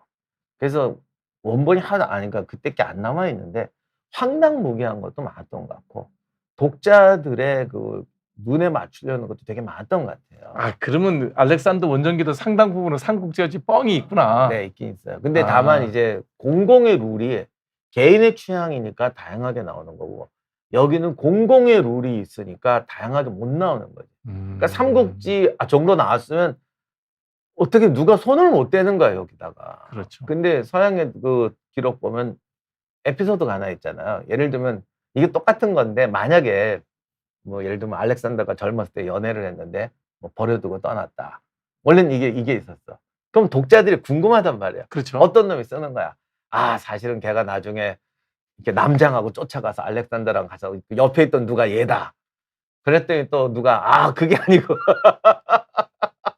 알렉산더 동생하고 결혼했어. 뭐 이게 스토리가 계속 그러니까 독자의 취향에 대해서 나와.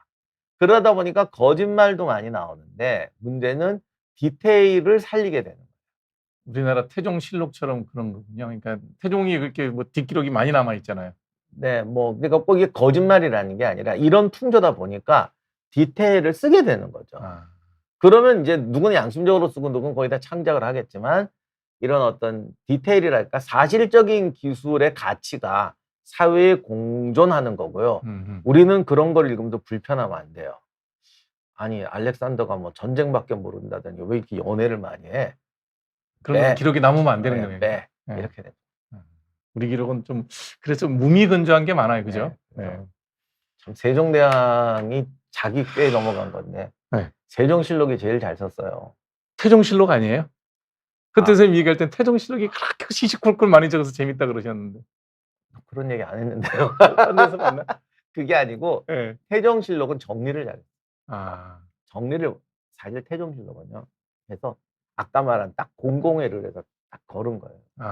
그 말씀하신 그것도요. 다 이유가 있어 넣은 거예요. 좀 각색이 필요한 데만 그렇게 나름 교훈가 이렇게 넣은 거고. 세종실록은 그러니까 세종이 그렇게 가르쳐 놨기 때문에 근데 세종은 진짜 그건 확실해요. 부하들이 신하들이 정말 내가 보고 느낀 거 하겠다. 그러니까 정말 열성을 다했잖아요.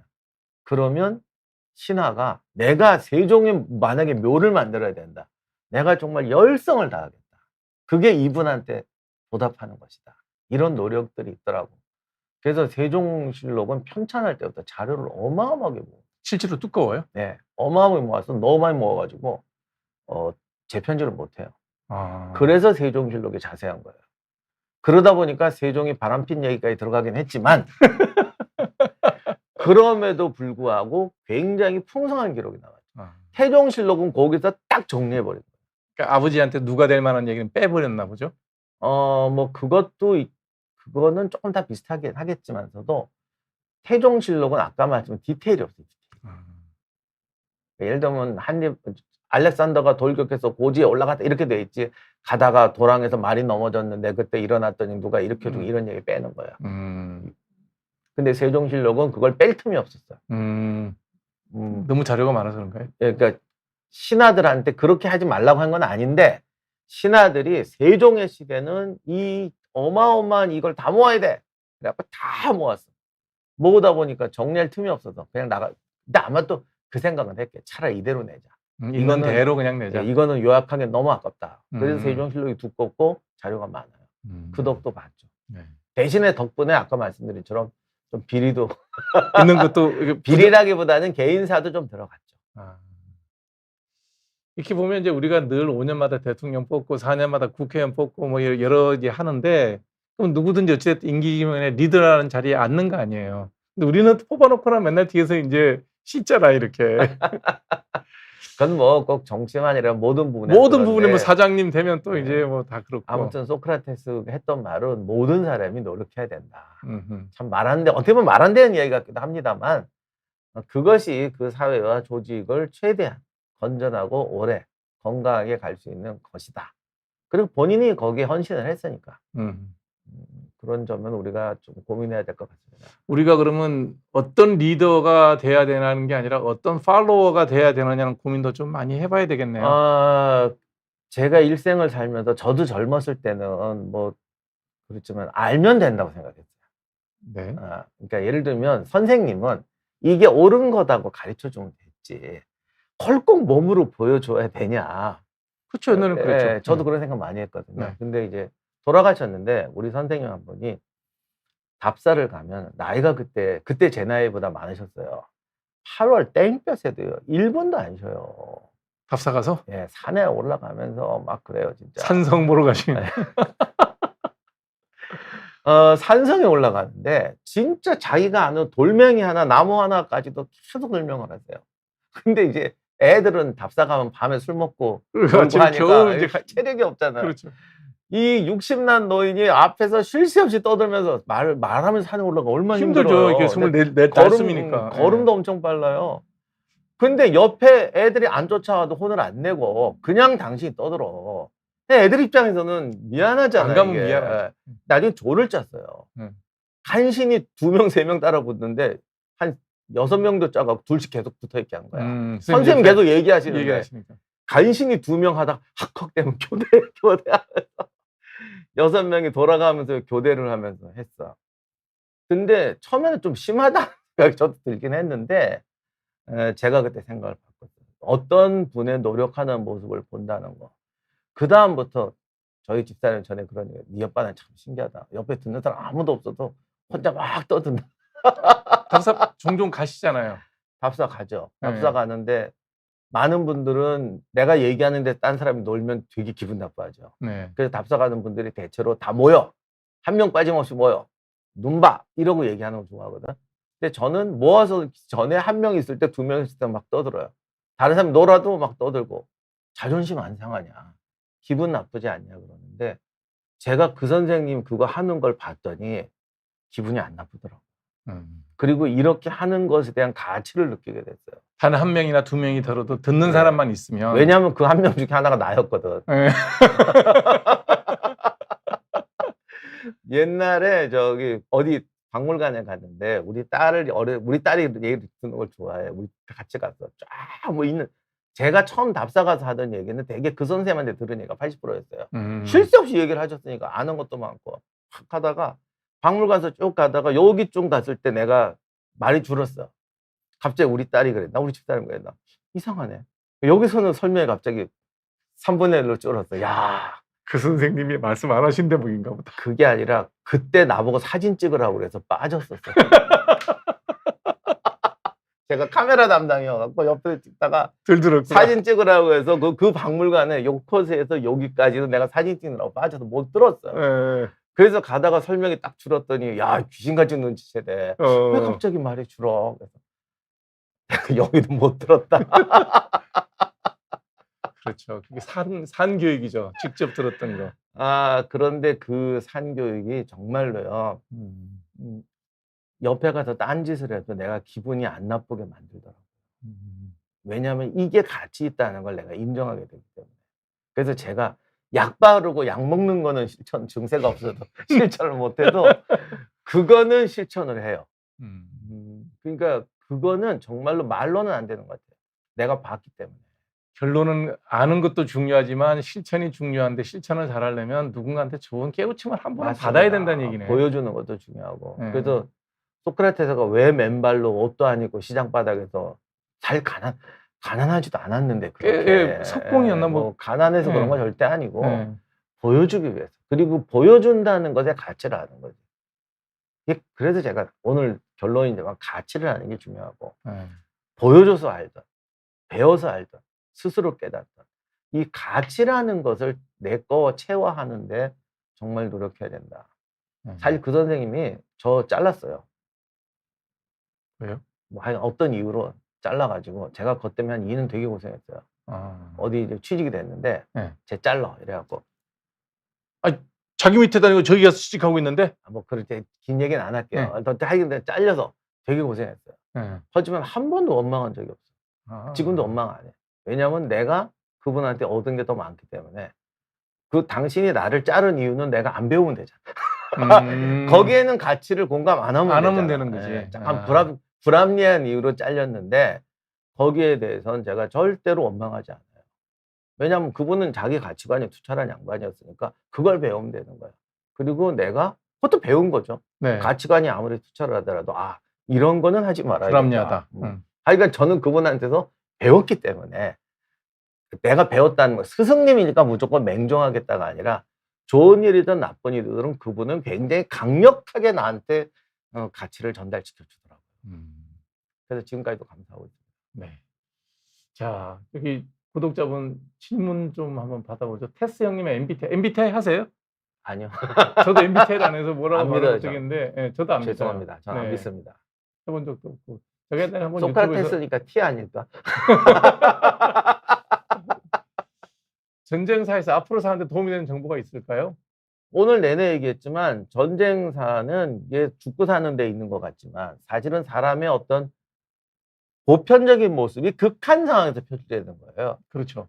왜 여러분 그 DNA 검사할 때도 왜 증폭시키잖아요. 그렇죠. 100만 배씩 증폭. 예, 세균도 배양하잖아요. 네. 전쟁은 나의 모습이 배양되는 거라고 생각하시면 될 것 같아요. 그러니까 오히려 내가 놓치는 많은 부분을 배울 수가 있죠. 약간 디테일한 전쟁사 같은 거는 뭐 읽어보면 삶의 어떤 것들. 제가 사실 한두 개가 아니라 우리의 삶의 모든 총체적인 모습이 배양돼서 나타난다. 그래서 오히려 일상에서는 별로 중요하지 않다고 생각하고 안 보이는 것도 다 보인다. 그러니까 전쟁사는 특정 교훈이 아니라 당신의 모든 것이 배양돼서 나타난다로 이해하면 좋을 것 같습니다. 네. 저는 역사 공부 때 연도를 못 외우는데 전쟁이나 역사별 순서 세우는 거 진짜 못해서 어떻게 해야 될까요? 제가 이런 얘기 들을 때마다 한 에피소드가 하나 있는데요. 네. 80년 정도인가 우리가 연구팀을 만들었어요. 통장을 만들었거든요. 통장이요? 왜냐면 연구팀을 만드는 연구비. 공용 회계, 회계. 공용 회계가 있어야 되니까 연구비 관리해야 되고. 네. 그래서 이제 막내한테 시켰죠. 통장 만들어. 왜냐면 총무는 막내가 하죠. 그랬더니 얘가 이제 와서 비밀번호를 우리가 다 아는 걸로 했대요. 네. 뭐로 했는데 조선 건국연도요. 당장 고쳐 이 자식. 1392년. 못해요. 그때 6명이 전부 동체. 당장 바꿔. 내가 김지현님한테는 제 역사 공부한 걸로 말씀을 드리면 저는 이야기로 기억해요. 그냥 스토리로. 그러면 연도는 몰라도 대충 이 흐름을 알기 때문에 앞뒤는 맥락은 맞. 그런 식으로 역사 공부를 많이 저도 했어요. 연도 하나도 안 외웁니다. 네. 내가 외우는 연도는 내 생일 연도밖에 없어요. 그래서 1392년 그래도 여말 선초를 하셨는데. 맨날 잊어버려. 임진왜란 맞나 이거? 1592년. 돈을 많이 벌었던 역사적 리더도 있나요? 정말 예리한 질문이다 저거. 돈을 많이 벌었던 역사를 리더 엄청 많죠. 우리나라는 이게 동양은 없지 않나요? 동양은 아니요.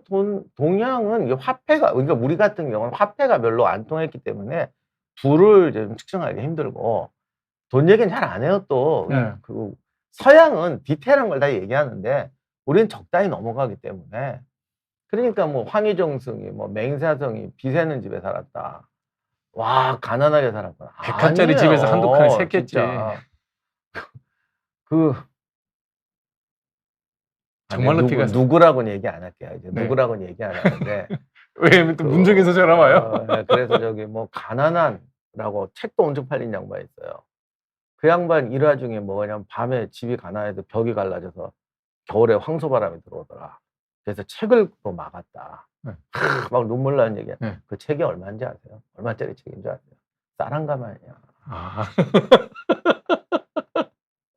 여러분 같으면 저 80만 원짜리 책으로 저기 바람 저기 들어온 거. 겨울에 바람 들어온다고 막겠어. 그분의 유명한 일화가 이불 갑자기 추워서 한파가 몰려서 책을 덮고 잤다. 아, 건당 50만 원입니다. 책 살 돈만 많았나 보다. 뭐 그럴 수도 있습니다만 네. 돈 없으면 책 못 사잖아요. 못 사죠. 아무리 그렇죠. 굶어서 산다고 그러지만 돈 없으면 굶어도 책 못 사요. 그렇죠. 똑똑한 사람이 리더를 잘 하나요? 똑똑하다는 뜻이 뭐냐는 거죠. 그리고 지금 오늘 아까도 말씀드렸지만 오늘 말씀드린 리더는 그냥 우리가 생각하는 리더, 대장 이런 뜻이 아니에요. 개개인 모두를 말하는 거예요. 자신의 주인으로서의 리더. 내가 나를 리더라고 생각해야 되겠네요. 그럼요. 그렇게 하고 살아야 되겠네요. 리더십과 팔로우십이 어떻게 다른 성향의 사람들인지 궁금하네요. 아니요, 내가 리더십과 팔로우십은 나한테 다 공존하는 겁니다. 다 같이 갖고 네. 있어야 됩니다. 네. 사람은 변할 수 있다고 믿는 게 중요할까요? 아니면 훌륭한 사람을 뽑는 게 중요할까요? 자신이 변하는 게 중요합니다. 그리고 스스로 훌륭한 사람이 되는 게 중요합니다.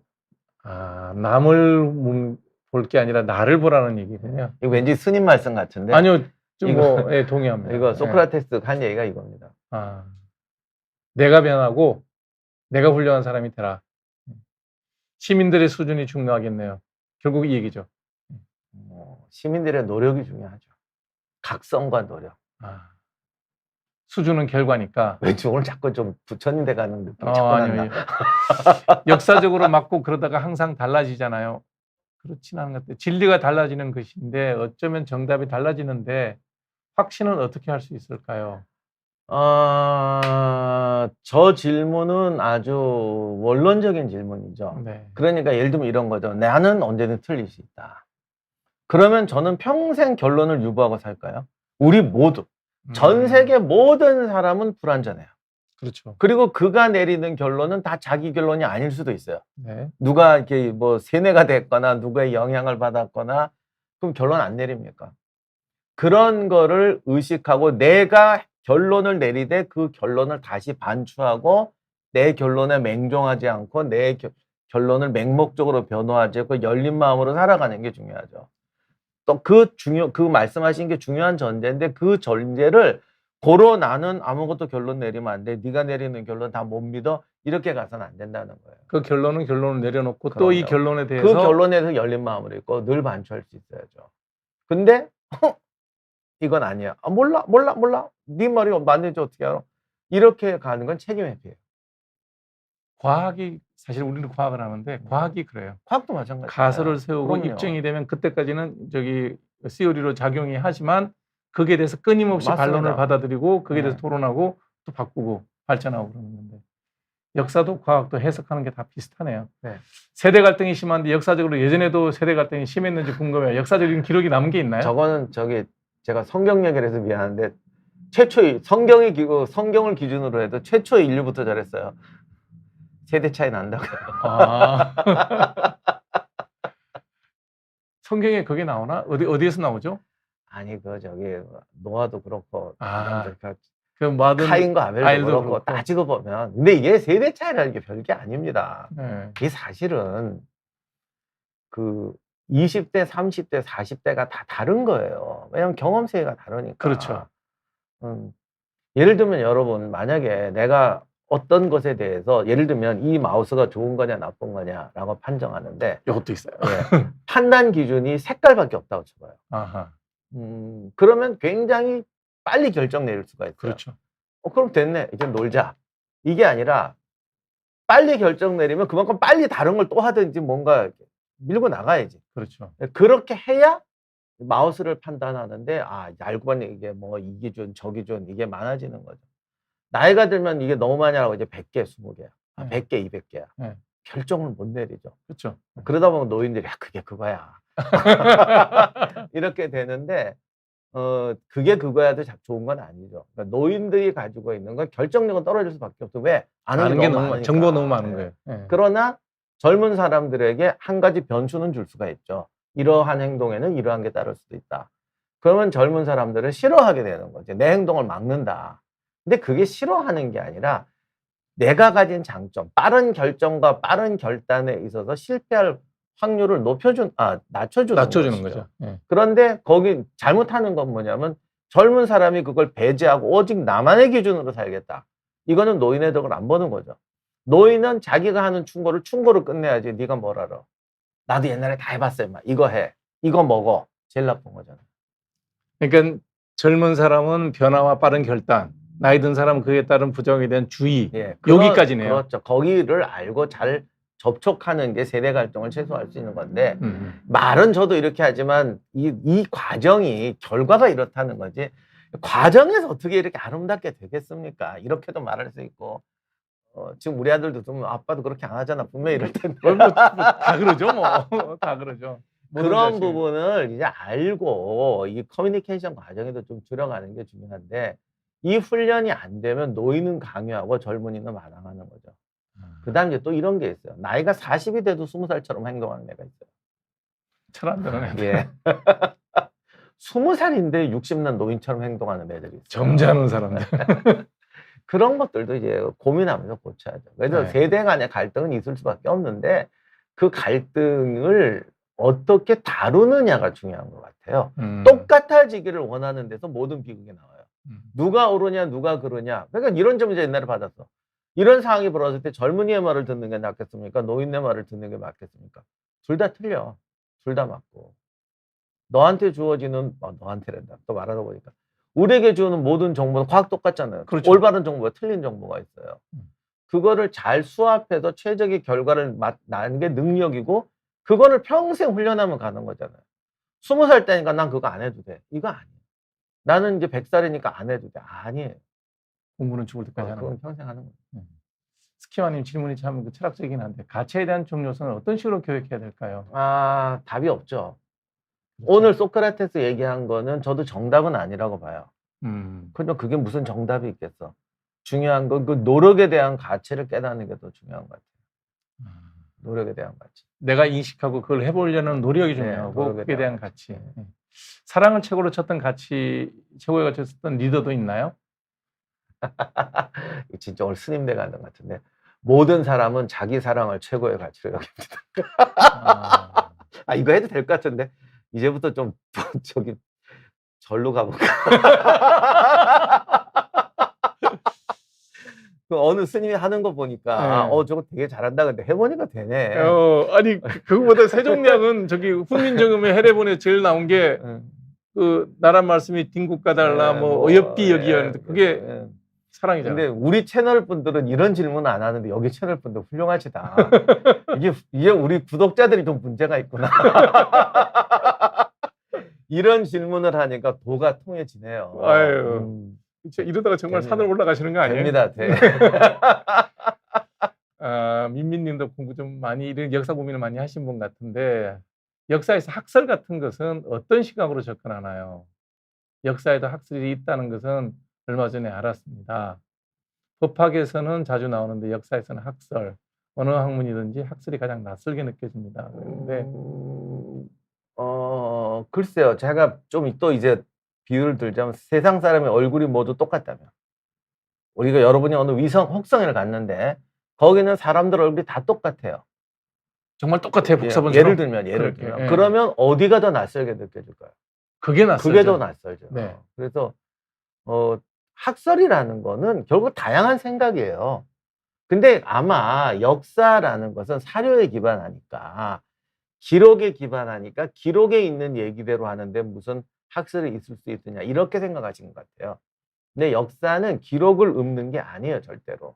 기록을 해석하는 거죠. 근데 요즘에 이제 유튜브에서 하도 너 뇌피셜 아니야 뇌피셜 아니야 이런 식으로 비난을 하니까 내 사료에 있다 근거가 뭡니까 이러는데 뇌피셜이라는 거는 모든 사료는 해석하는 건데 그 해석하는 능력이 문제가 있으면 우리가 그걸 이제 뇌피셜이란 말로 하는 거죠. 아니, 저도 상처 나면 까졌네 그래요. 근데 이게 의사님 입장에서 보면 까졌다, 뇌염이다 이런 말도 굉장히 틀린 말이잖아요. 틀린 말이죠. 예. 그런데 우리는 다 그렇게 생각을 한다고. 그러면 객관적 증거 앞에서 어떻게 의사 표현하느냐. 선생님이 보는 거하고 제가 보는 거하고 전혀 언어가 다르고 그렇죠. 다르죠. 그래서 뇌피셜이라는 것은 기록을 해석하는 게 잘못된 게 아니라 해석하는 능력이죠. 그러니까 뇌피셜은 오역에 가깝게 주장하는 거고 그렇죠. 근거를 가지고 그 범위 내에서 물론 해석하면 그 범주가 정확히 어디냐. 맞는 말은 뇌피셜이 아니고 틀린 말은 이건 아니죠. 그러나 우리가 객관적으로 어떤 주장을 하기 위해서는 사실 전문가들은 충분한 그 나중에 트레이닝 코스를 거쳐요.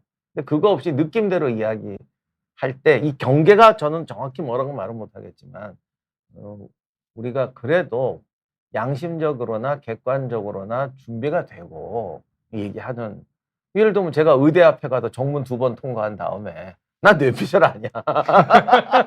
의학적 진단이야. 근데 우연히 맞았다고 쳐요. 그렇다고 제가 의사인가? 그건 아니죠. 근데 이제 뭐 또 이제 박사님 모시고 나중에 또 여쭤보긴 하겠지만 환단고기, 화랑세기 이런 거는 이제 우리가 이제 진서 위서 논쟁이 되니까 유튜브에 보면 환단고기 그냥 저기 시베리아까지 우리 땅 나오는데 어떻게 받아들여야 될까요? 글쎄요, 뭐 그거 환단고기는 학계에서는 위서라고 결론이 났고 네, 화랑세계는 선이 나눠지고 있어요. 네 반반이죠. 다수는 뭐 반반이라기보다는 다수가 위서라고 하는데 뭐 저는 이제 위서 아니다라는 입장이고. 그죠. 예, 근데 이제 위서가 아니라고 해도 내가 또 부말했더니 또 누가 그럼 거기 말이 다 맞다는 말이 아니 삼국 유사 봐. 그게 거기 하늘 날아다니고. 네, 그러니까 모든 책은 어떤 의미로는 부정확한 정보를 가지고 있고요. 그렇죠. 현장 과정에서 이런 게 있어요. 이게 그 시대에 내려오면서 된 거냐 아니면 현대에 만든 거냐 요런 거의 수준이죠. 현대의 창작이냐. 저는 현대의 창작은 아니라고 보는 입장인 거죠. 네. 제일 좋아하는 성이나 쿵이 있나요? 국내외에서? 이거는 스키마님이 아마 박사님 그 저기 성에 대한 얘기를 들으셨나 봐요. 네, 근데 저 이런 질문 제일 많이 받는데 저는 어떤 주제든지 제일 좋아하는 거 얘기 안 합니다. 얘기 안 하는 그런 마음을 안 먹어요. 이게 제일 좋다. 가장 존경한 사람 누구야? 없어.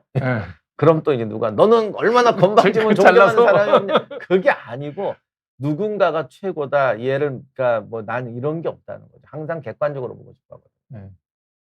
그래도 우리나라 성 중에 가본 성 중에서 제일 좋았던 데가 있을 것 같은데. 제일 좋은 그러니까 좋았던 느낌이 성이라기보다는 잘 남아 있고 그 시대의 성을 잘 보여주는 거는 이제 우리나라에서는 삼년산성. 보온에 있는 거. 구조도 잘 좋고. 근데 북한에 있는 성들 제가 사진으로만 봤는데 만주에 있는 성들은 더 좋은 것들이 있긴 있어요. 저는 오녀산성인가요? 거기 환도성이라고 했던 거. 네, 산꼭대에 있는 거. 예. 저희는 한번 꼭 가보고 싶다는 생각이 들더라고요. 오녀산성은 성벽은 잘 안 남아 있는데 그 산 자체가 그게 너무 사실 그건 산 자체가 성이잖아요. 그렇죠. 임팩트 엄청나죠. 난 처음에 아니 세상에 이런 지형이 있구나. 이 만화에 나오는 지형이 아니구나. 그런 점에서는 오녀산성은 훌륭하죠. 네. 인문학을 중요성이 많은데 어떤 점에서 중요하다고 보는지 역사 공부의 장점은 뭔지 이거는 제가 다음 시간에 다음에 하겠습니다. 한번 따로 하시죠. 네, 차라리 저건 1시간 또 나오라고 그러면 저거 할게요. 네. 그러면 다음 시간 주제 이번에 고생해서 다음 달 주제가 뭡니까? 고생했는데 요걸로 하겠습니다. 인문학의 중요성, 역사 공부의 장점. 네. 요걸로 다음 달에 임영환 박사님 모시고 또 말씀 나누도록 하겠습니다. 오늘도 긴 시간 함께 즐거운 얘기, 인생 교훈되는 얘기 남겨주셔서 고맙습니다. 감사합니다. 다음 달에 뵙겠습니다.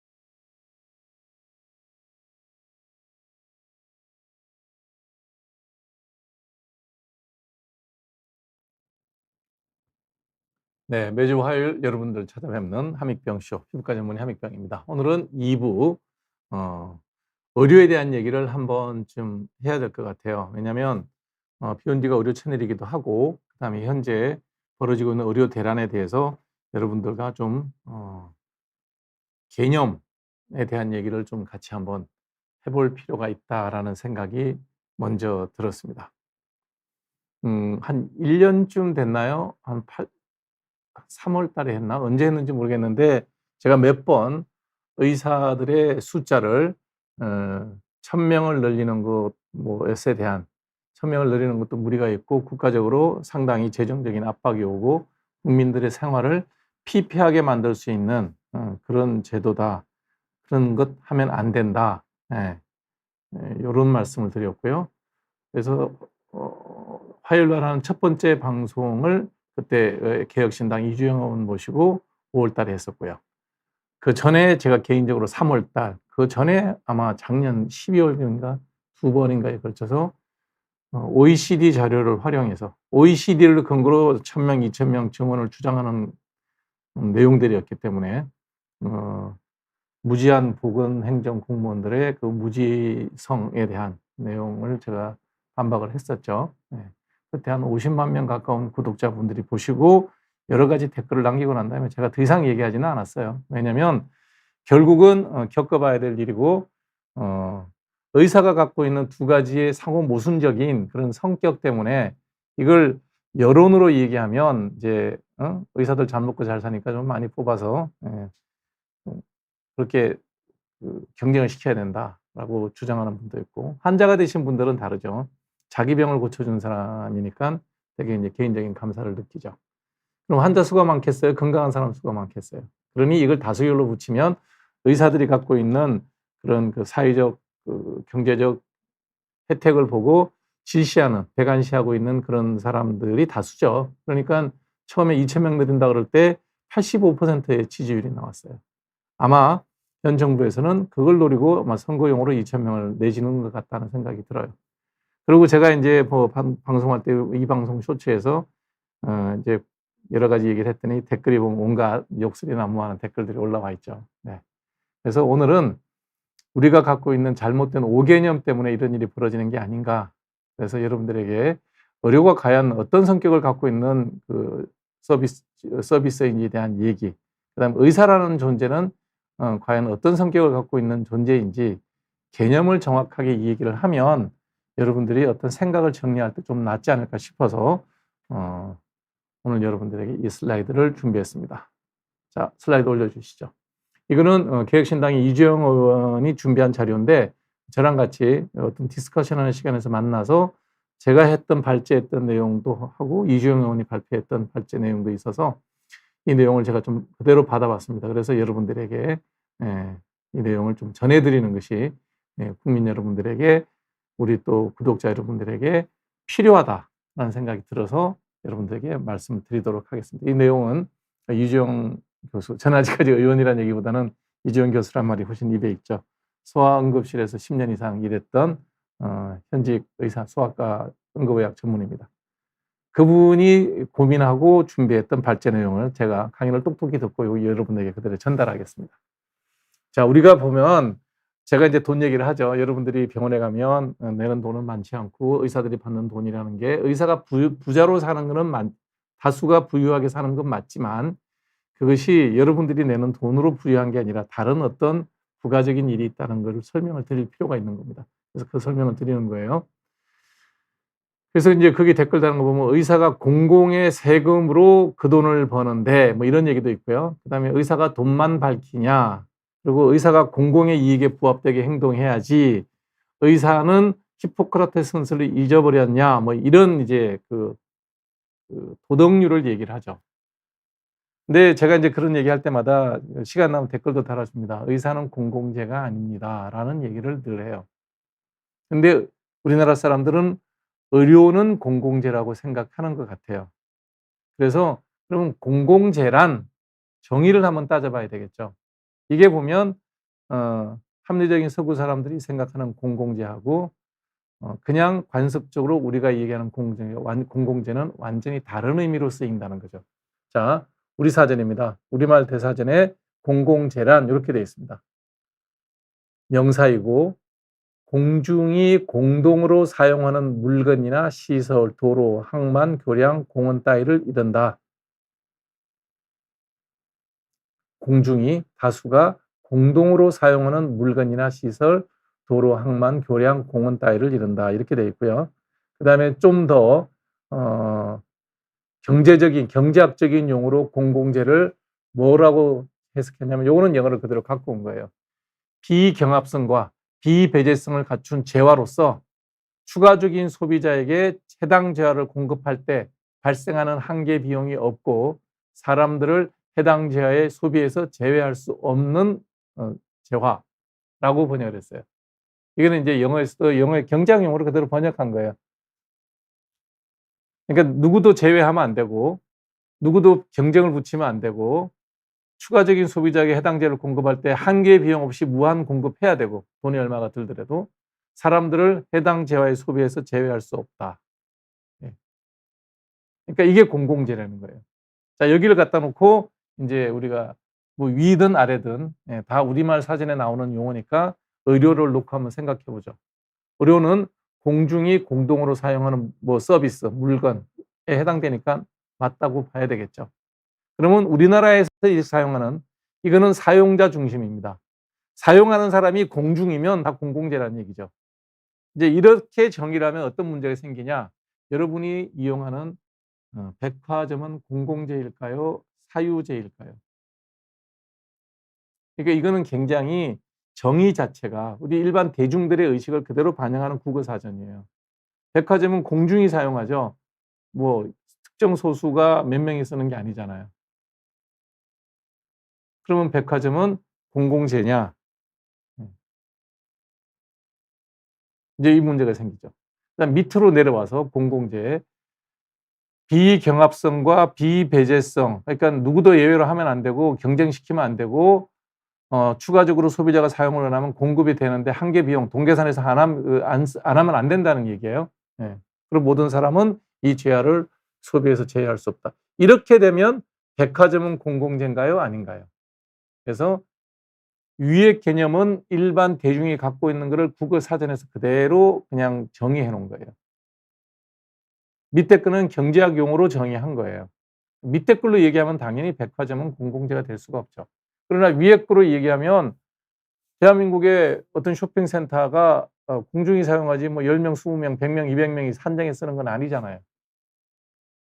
그래서 이 정의는 상당히 문제가 있는 국민들의 일반적인 감정에는 충실한 정의일 수는 있으나 사전적 의미로 이렇게 하게 되면 공공재의 뜻이 굉장히 문제가 될 수가 있는 거죠.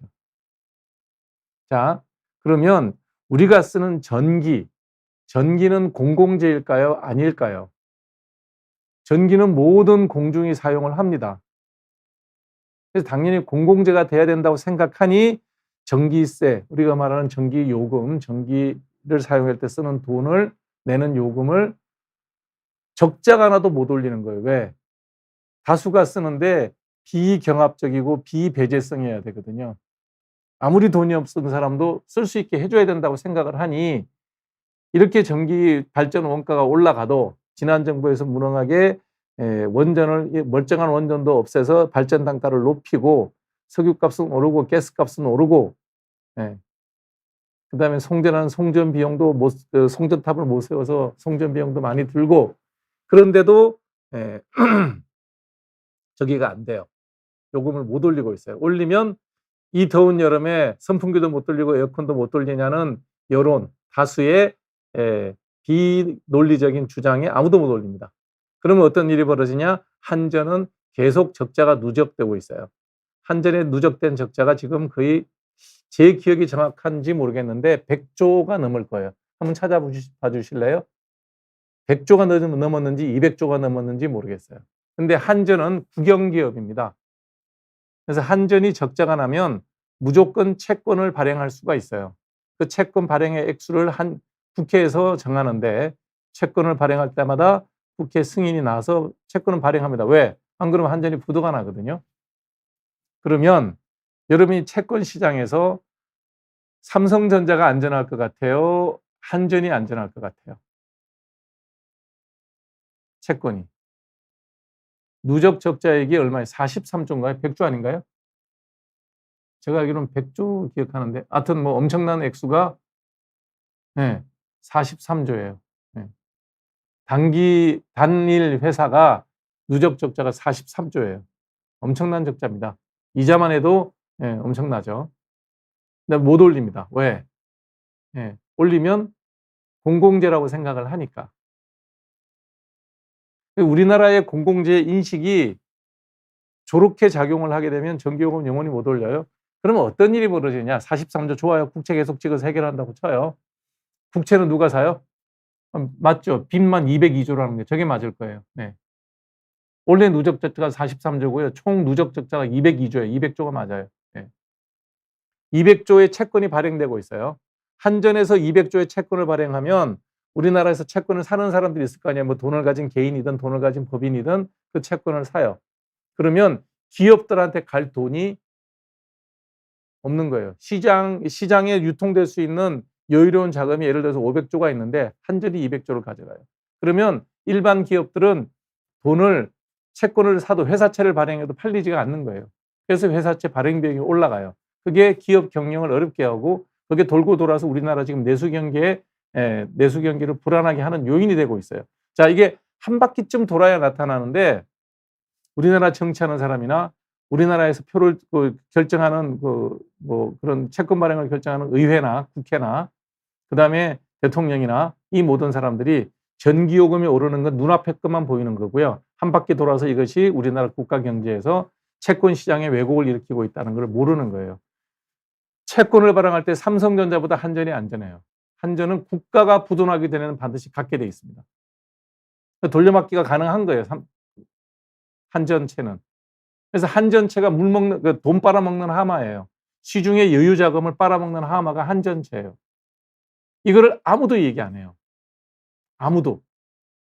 그러니 우리나라 금융시장이 왜곡되고 기업이 어려워지는 거예요. 당연히 내수에서 돌아다닐 돈도 줄죠. 누가 다 가져가요? 싸구려 전기를 우리가 값싸게 낭비해서 쓰면서 한전채, 한전채로 돈이 다 들어간다고 봐도 부채 202조니까 202조가 다 지금 부채거든요.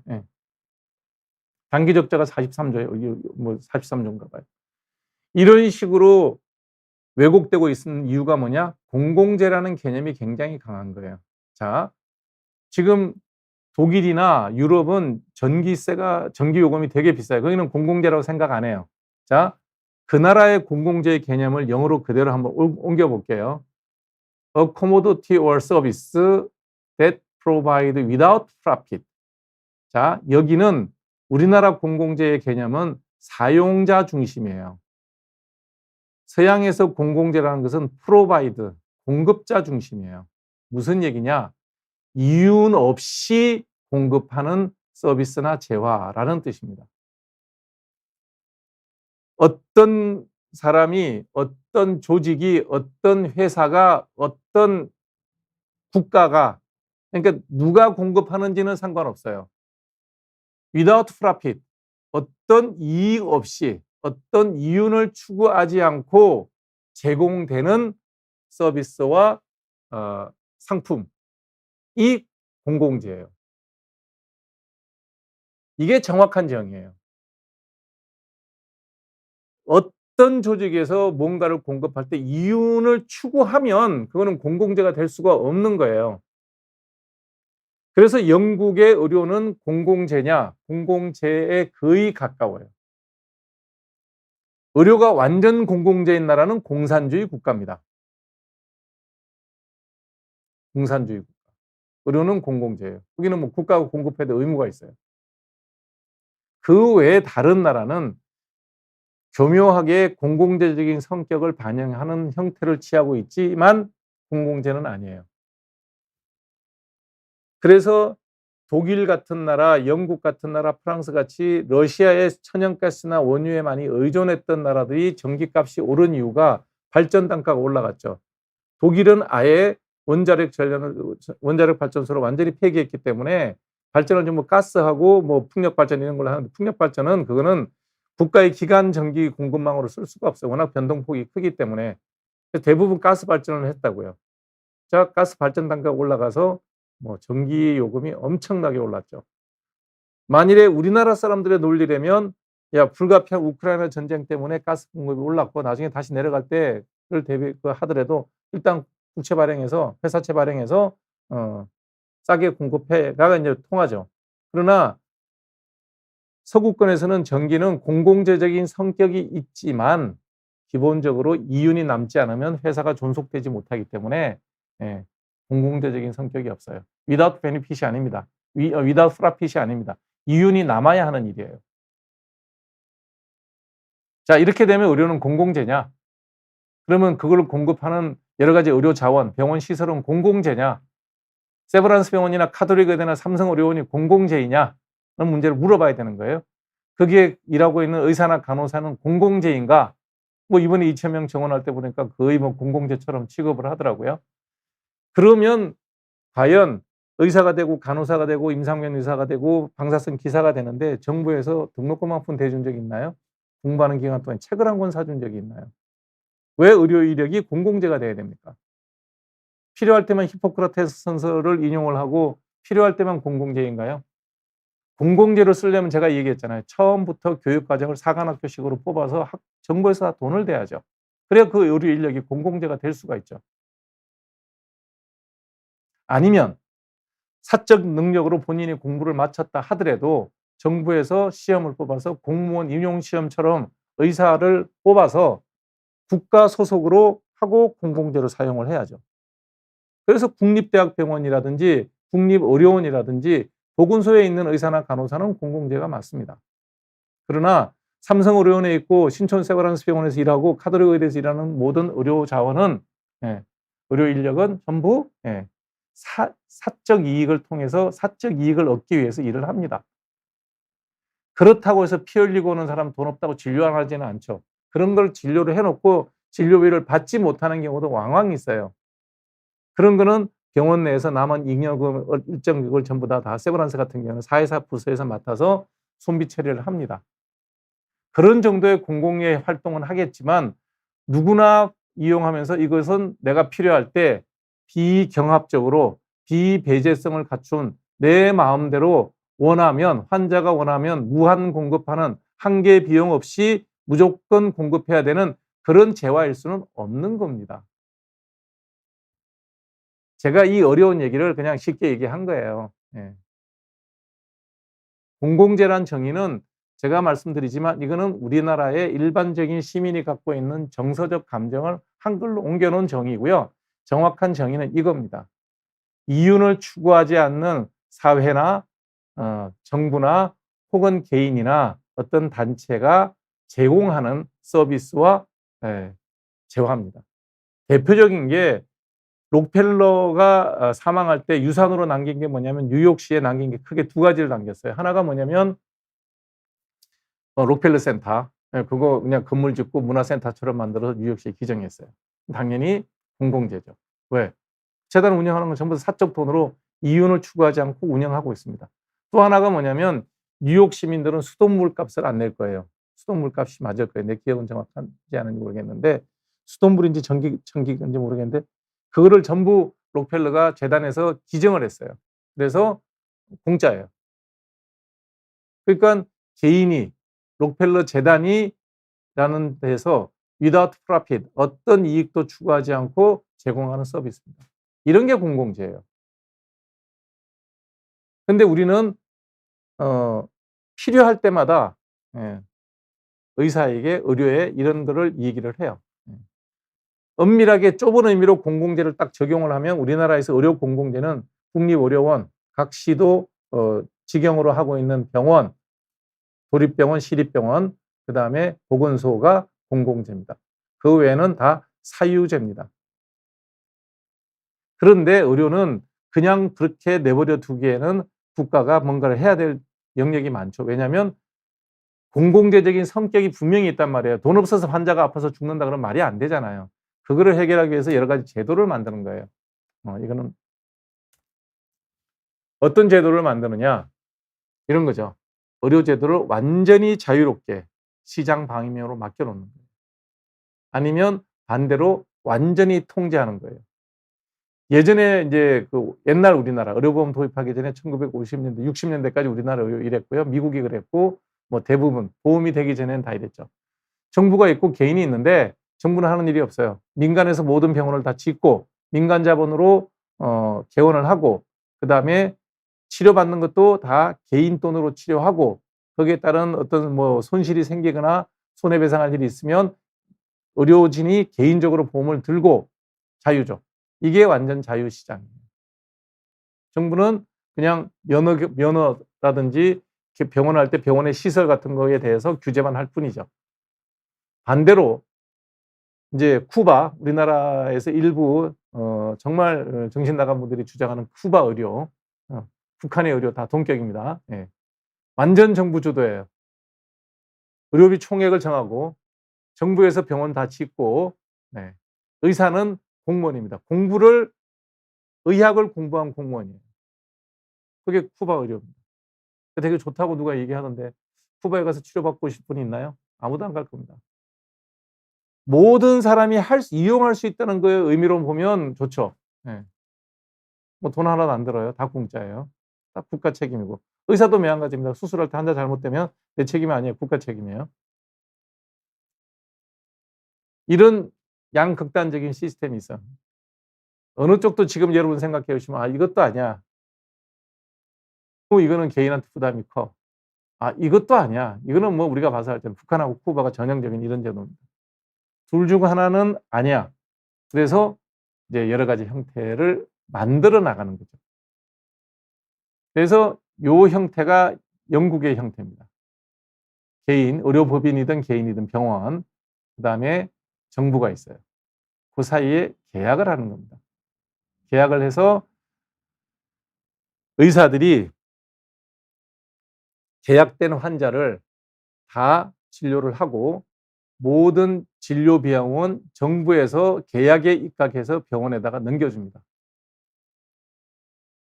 그래서 영국에서는 NHS, 내셔널 헬스 서비스라고 하는 시스템이 1940년대 후반, 50년대 초반에 완성이 됩니다.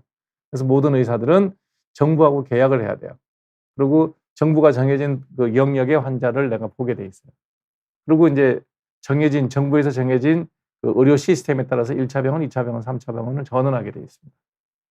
그게 이제 영국에서 만들어진 NHS 시스템이고 초기에는 잘 운영이 됐어요.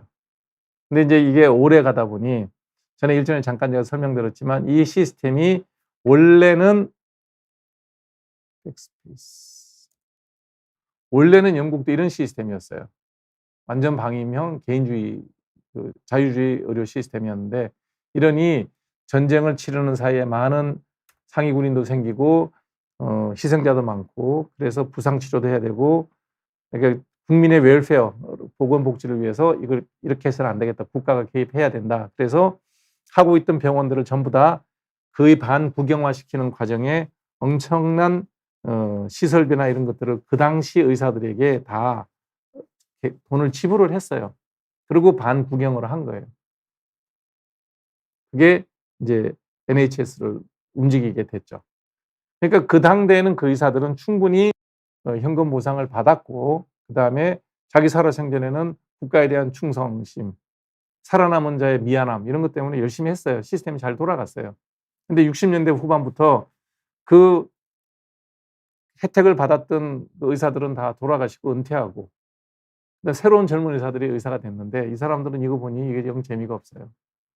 재미가 없고 개인적인 어떤 사적인 뭐 프라핏 이윤을 추구할 수도 없고 그러니까 이제 공무원화 되는 게 무기력해지는 거예요. 열심히 할 수 있는 동인이 전혀 없어요.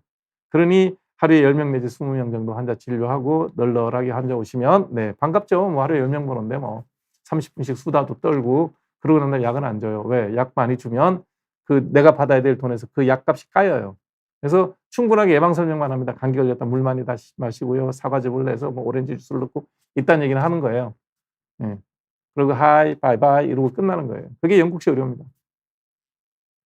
그러고 난 다음에 정말 수술을 해야 되는 뭐 예를 들어서 고관절 뭐 이런데 골절이 생겨서 수술해야 된다. 뭐 고관절 골절을 하루 이틀만 하는 수술은 아니에요. 한 1, 2주 안정시키고 그리고 수술하면 되는데 영국에서 그 환자들이 평균 기다리는 시간 뭐 한 서너 달, 예. 많이 기다리면 1년 이상. 왜? 빨리 안 하면 늦게 안 하면 넌 뭐 그냥 월급쟁인데 뭐 공무원인데 이렇게 되는 거예요. 난리가 났죠. 이래 갖고는 안 되겠다. 영국 국민들이 내는 메디칼 텍스가 15%예요. 되게. 최저점 이하는 빼고 아주 어려운 사람은 빼줘요. 우리나라 의료보랑 똑같아요. 아주 어려운 사람 빼주고 이제 어느 정도 뭐 소득이 있는 사람들은 무조건 소득의 15%예요. 그리고 좀 넉넉하게 많이 버는 사람들은 18%를 내요. 엄청나게 많이 냅니다. 여러분들이 의료보험료 내는 게 한 3.5%, 4% 좀 안 돼요.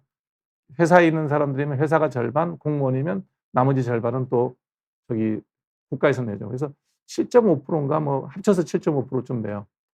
개인 사업자, 자영업자 같은 경우는 본인이 7점 몇 프로를 다 내야 되죠. 우리나라는 메디칼 인슈런스입니다. 의료보험입니다. 교묘하게 박정희 대통령이 보험이라는 이름으로 바꿔놨죠. 왜? 정부에서 손 안 대려고. 정부 부담을 줄이려고. 그 당시 나라가 우리가 70몇 년도에 처음 이제 의료보험을 할 때 돈이 없었거든요. 정부가 쓸 돈이 없는 거예요. 그러니까 보험이라는 형태로 할 수 있는 사람들만 먼저 했던 거예요. 그게 지금까지 우리나라 의료보험이 묘하게 잘 돌아갈 수 있었던 절묘한 한 수였던 거예요. 영국은 이렇게 움직이고 있습니다. 그것이 1990년도, 2000년도 들어와서는 이 NHS가 거의 다 무너졌어요. 왜냐하면 효율성이 없는 거예요. 열심히 하는 사람이 아무도 없어요. 열심히 하는 의사도 없고 열심히 하는 간호사도 없고 열심히 해봐야 똑같은데 누가 열심히 하겠냐고. 이게 그럼 영국 의사들은 나쁜 사람이라서 히포크라테스 선서를 몰라서 열심히 안 할까요? 모든 인간은 다 똑같습니다. 모든 사람이 직업을 가질 때 그 직업을 갖는 이유는 경제적 이윤 동기, 자기 성취의 동기 이런 게 있는 거지. 봉사하고 국가에 봉사하고 충성하고 환자를 위해서 의사가 열심히 직업적인 행위를 하고 나면 환자를 위해지는 거지 그 환자를 위해서 내가 희생하는 건 아니라는 거예요. 그게 문제가 있는 거예요. 그 생각이 없으니 자꾸 공공재 얘기를 하는 거예요. 자, 가장 공공재에 가깝게 되어 있는 나라가 영국이에요. 가장 비효율적이에요. 코로나 사태 벌어졌을 때 영국의 초기 사망률이 25%였어요. 우리나라는 단 한 번도 코로나 사망이 이렇게 사적 이윤 동기로 움직이는 조직이 움직였더니 1%를 넘긴 적이 없어요. 뭐가 옳으냐 좋으냐에 대해서 공공재 이런 거 좋아하시는 분들은 정말 무책임한 주장이에요. 두 번째 형태가 요게 우리나라 형태입니다. 우리나라 형태는 뭐냐면 정부가 개인이 하는 역할을 이렇게 개인 병원이나 뭐 의료법인도 다 개인 병원이죠. 우리나라에서 국가가 갖고 있는 병원 시스템은 공공의료가 차지하는 비율이 10%가 안 돼요. 대부분 다 개인이 해요. 근데 우리 정부는 박정희 대통령 시대가 민주주의 시대가 아니에요. 지금처럼 의사들이 입도 뻥끗 못할 시절이에요. 예. 그때는 어떻게 했습니까? 절묘한 제도를 만들었습니다. 전 국민 건강보험을 도입할 때 듣지도 못해 전 세계에 없는 게 요거예요. 당연지정제입니다. 이름이 좋아 당연지정제인데 처음 이름은 강제지정제였습니다. 대한민국에서 병원 하려고 그러면 모든 병원은 반드시 의료보험 환자를 받도록 강제 지정하는 의료보험법이 있는 거예요. 이거요? 예. 전 세계 유일하게 대한민국만 있습니다. 자, 되돌아가 볼게요. 여기는 다 영국이 뭐 미국이 새로 도입한 저기 메디케어 시스템도 다 계약제입니다. 다. 내가 계약을 하고자 하면 의료보험 계약을 할 수 있고요. 아니면 안 해도 돼요. 그래서 현재 서구권에 있는 모든 개인 병원들은 두 가지 형태입니다. 하나는 의료보험을 보고 이제 정부에서 지정한 병원 진료 행위를 하고 그다음에 개인으로 내가 나와서 다시 영리 병원을 할 수가 있어요. 두 개를 하는 거예요. 양방 뛰는 거예요. 일주일에 3일은 뭐 저기 공공의료 일을 하고 일주일에 3일은 내 개인 영리병원을 해요. 똑같은 여드름 환자를 보고 똑같은 감기 환자를 보는데 비용은 한 4, 50배 정도 차이 납니다. 그러면 내가 의사면 여러분이 의사라면 여러분의 자녀가 의사라면 어디에 가서 일을 더 열심히 하고 환자를 열심히 케어할까요? 공공의 영역에서 열심히 하겠죠. 아주 양심적이고 좋은 분들은. 근데 대다수의 인간은 대다수 의사는 다 사람이에요. 성인이 아니에요. 그러니 민영화된 민영병원에서 더 수익이 많이 나니 그쪽을 더 열심히 하겠죠. 그게 지금 영국의 NHS 시스템이 무너져 내리고 있는 그런 양상입니다. 우리는 모든 병원은 대한민국에서 병원을 하는 클리닉을 하는 모든 거는 강제 지정제입니다. 이거 순화시켜서 당연 지정제로 하는데 세상에 당연한 건 없거든요. 내가 병원을 짓는데 내가 의사가 될 때까지 공부하는데 뭐 국립대학이나 서울대학이나 지방 국립대학을 나온 사람들은 그나마 등록금이라도 몇 푼 싸게 받았죠. 저희 같은 경우에는 등록금도 뭐 다른 과에 인문계 대학의 4배, 공과 대학의 2배 정도 내야 됩니다. 다 내 돈이고 우리 아버지 돈이에요. 예. 나라에서 보태준 거 한 푼도 없습니다. 어떻게 당연할 수가 있습니까? 이게 가능했던 거는 독재 시대였기 때문에 가능한 거예요. 그게 제가 지난번 어디 다른 방송에서 얘기했지만 우리나라 의료 시스템은 그래서 외발 자전거 같이 위태롭지만 잘 굴러가면 굉장히 효율적인 시스템으로 만들어진 제도다 하는 얘기예요. 그거를 무지막지하게 시스템의 근간을 흔드는 그런 짓거리를 현 정부에서 한 거예요. 그래도 의사들은 시킨 대로 해야 된다.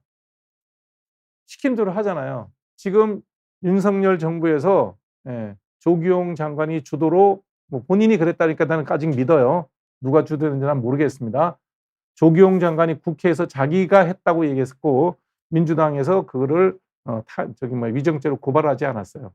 물론 제가 생각이 없고 머리가 나빠서 모르는 게 아니라 알지만 대한민국의 일국의 장관이 국회의원 300명 앞에서 제가 주도해서 2,000명을 뽑기로 했습니다라고 장관이 이 얘기를 했는데 그 똑똑한 국회의원들이 위정으로 걸지를 않았다는 얘기는 사실이라고 본다는 얘기죠. 이 문제에 대해서 민주당 국회의원들도 해야 될 책임이 되게 많이 있어요. 이따 다 말씀드릴 거예요. 자, 300명의 국회의원과 책임 장관이 제가 했습니다. 아, 그렇습니까? 라고 넘어가고 있는 상황이에요. 그러니까 장관이 한 게 맞아요. 네.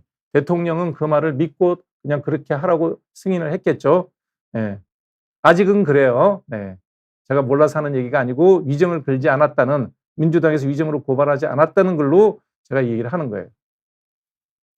자, 그렇게 하니 이 강제 지정제 하에서 어떤 의사도 파업 안 합니다. 지금 저도 문 닫은 적 없고요. 지금 내외 산소도 한 번도 문 닫은 적 없고요. 지금 각 병원, 대학병원과 일반 병원, 우리나라에서 응급실이 운영되는 병원이 400개쯤 돼요. 그중에 수련병원이 100개고 300개는 레지던트가 없는 병원이에요. 그러니까 지금 현재 병원을 하다가 의사로서 내가 그런 행위, 그런 진료 행위, 그런 수련 행위는 안 하겠다고 그만둔 레지던트와 인턴 레지던트가 11,000명 정도 돼요. 이 사람들은 파업을 한 게 아니라 수련의로서 나는 응급의학을 더 이상 배우지 않겠습니다. 나는 내과를 더 하지 않겠습니다. 나는 소아과를 더 하지 않겠습니다. 나는 뭐 흉부외과를 더 하지 않겠습니다. 이런 어려운 과는 더 이상 나는 안 배우겠습니다라고 나간 거예요. 파업이 아니에요. 이걸 파업이라고 하는 거는 파업의 뜻을 모르는 사람들이 하는 얘기예요. 그 11,000명 중에 나간 사람 중에 3분의 1은 다 다른 병원에서 지금 이미 의사로서 활동하고 있습니다. 여기에 의료 대란에 파업 운운한 사람들은 더군다나 그게 행정 공무원이 그런 얘기했다면 그건 명백한 왜곡이고 그걸 받아 쓴 기자들은 공부가 전혀 안 된 무지한 기자들입니다. 그 300개 레지던트 없는 그 300개 응급실은 지금도 여전히 돌아가고요. 예. 그다음에 레지던트가 사라져버린 수련병원 응급실 100개도 여전히 돌아가요. 어느 의사도 파업한 적이 없다는 거예요. 이걸 파업이라고 얘기하면 그건 억지 주장이라는 거예요. 레지던트를 그만둔 사람 중에서 3,000명 정도는 되돌아왔습니다. 피부과, 안과, 성형외과, 방사선과 이런 과들은 대부분 돌아왔어요. 왜? 그 과는 내가 배우면 나의 이익에 도움이 되니까 하는 거예요. 제가 예전에 방송할 때 얘기했잖아요. 피 한 성은 무조건 돌아올 거라고. 제가 그런 얘기를 하는 이유는 뭐냐면 자, 여러분들이 피부과, 안과, 성형외과가 필요하십니까? 내과, 외과, 소아과, 산부인과가 필요하십니까? 국민들한테 제일 필요한 거는 내외산소가 필요하고요. 우리 같은 피부과는 그냥 마이너 파트로 서비스 파트라 그래. 있어도 되고 없어도 되는 파트예요. 급하면 없어도 돼요. 그거는 하겠다는 레지던트가 있는데 내외산소, 흔히 말하는 바이탈과 의사 손끝에서 생명이 왔다 갔다 하는 과에 전공의들이 없어진 거예요. 그래서 지금도 별 문제 없이 꾸역꾸역 돌아가요.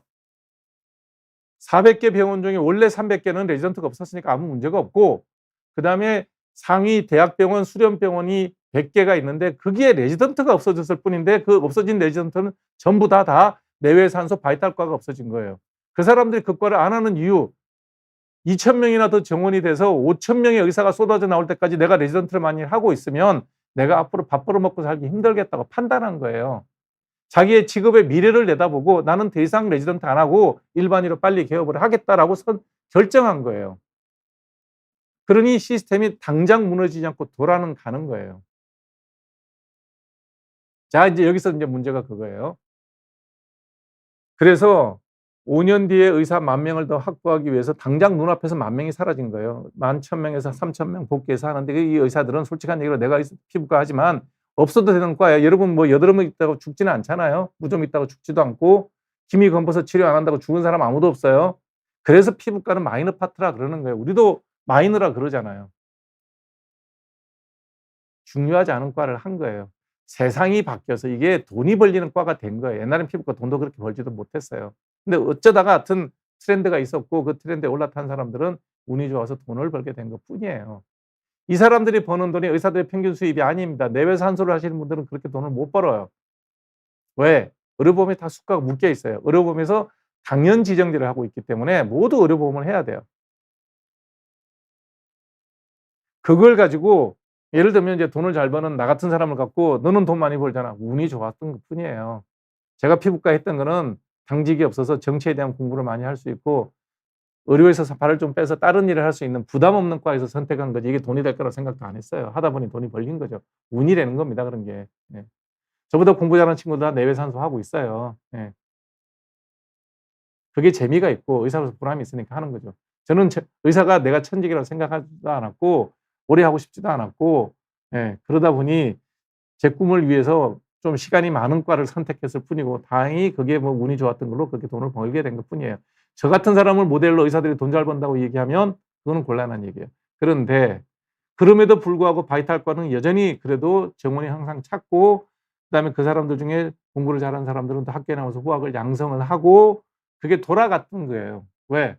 대학 교수가 된다는 거는 또 돈하고 상관없는 별도의 재미가 있어요. 즐거움이 있죠. 그래서 항상 우리나라가 이번에 뭐 전 세계 100대 병원 안에 한국이 5개인가 6개인가 들어가 있고 뭐 10대 병원 안에 삼성의료원 같은 경우에는 암센터 같은 경우는 MD 앤더슨에 이어서 세계 3위까지 되고 이랬던 이유들은 뭐냐면 그런 걸 전공하는 사람이 있었던 거예요. 재미가 있으니까. 아산중앙병원에 그 카테터 하시는 분들은 뭐 한 분 계신데 성함 잊어버렸는데 그분 같은 경우는 세계적으로도 유명하신 분이에요. 교과서에 실린 분이고. 그러니까 이런 게 가능했던 이유가 뭐냐면 다 개인적 성취 욕구예요. 예.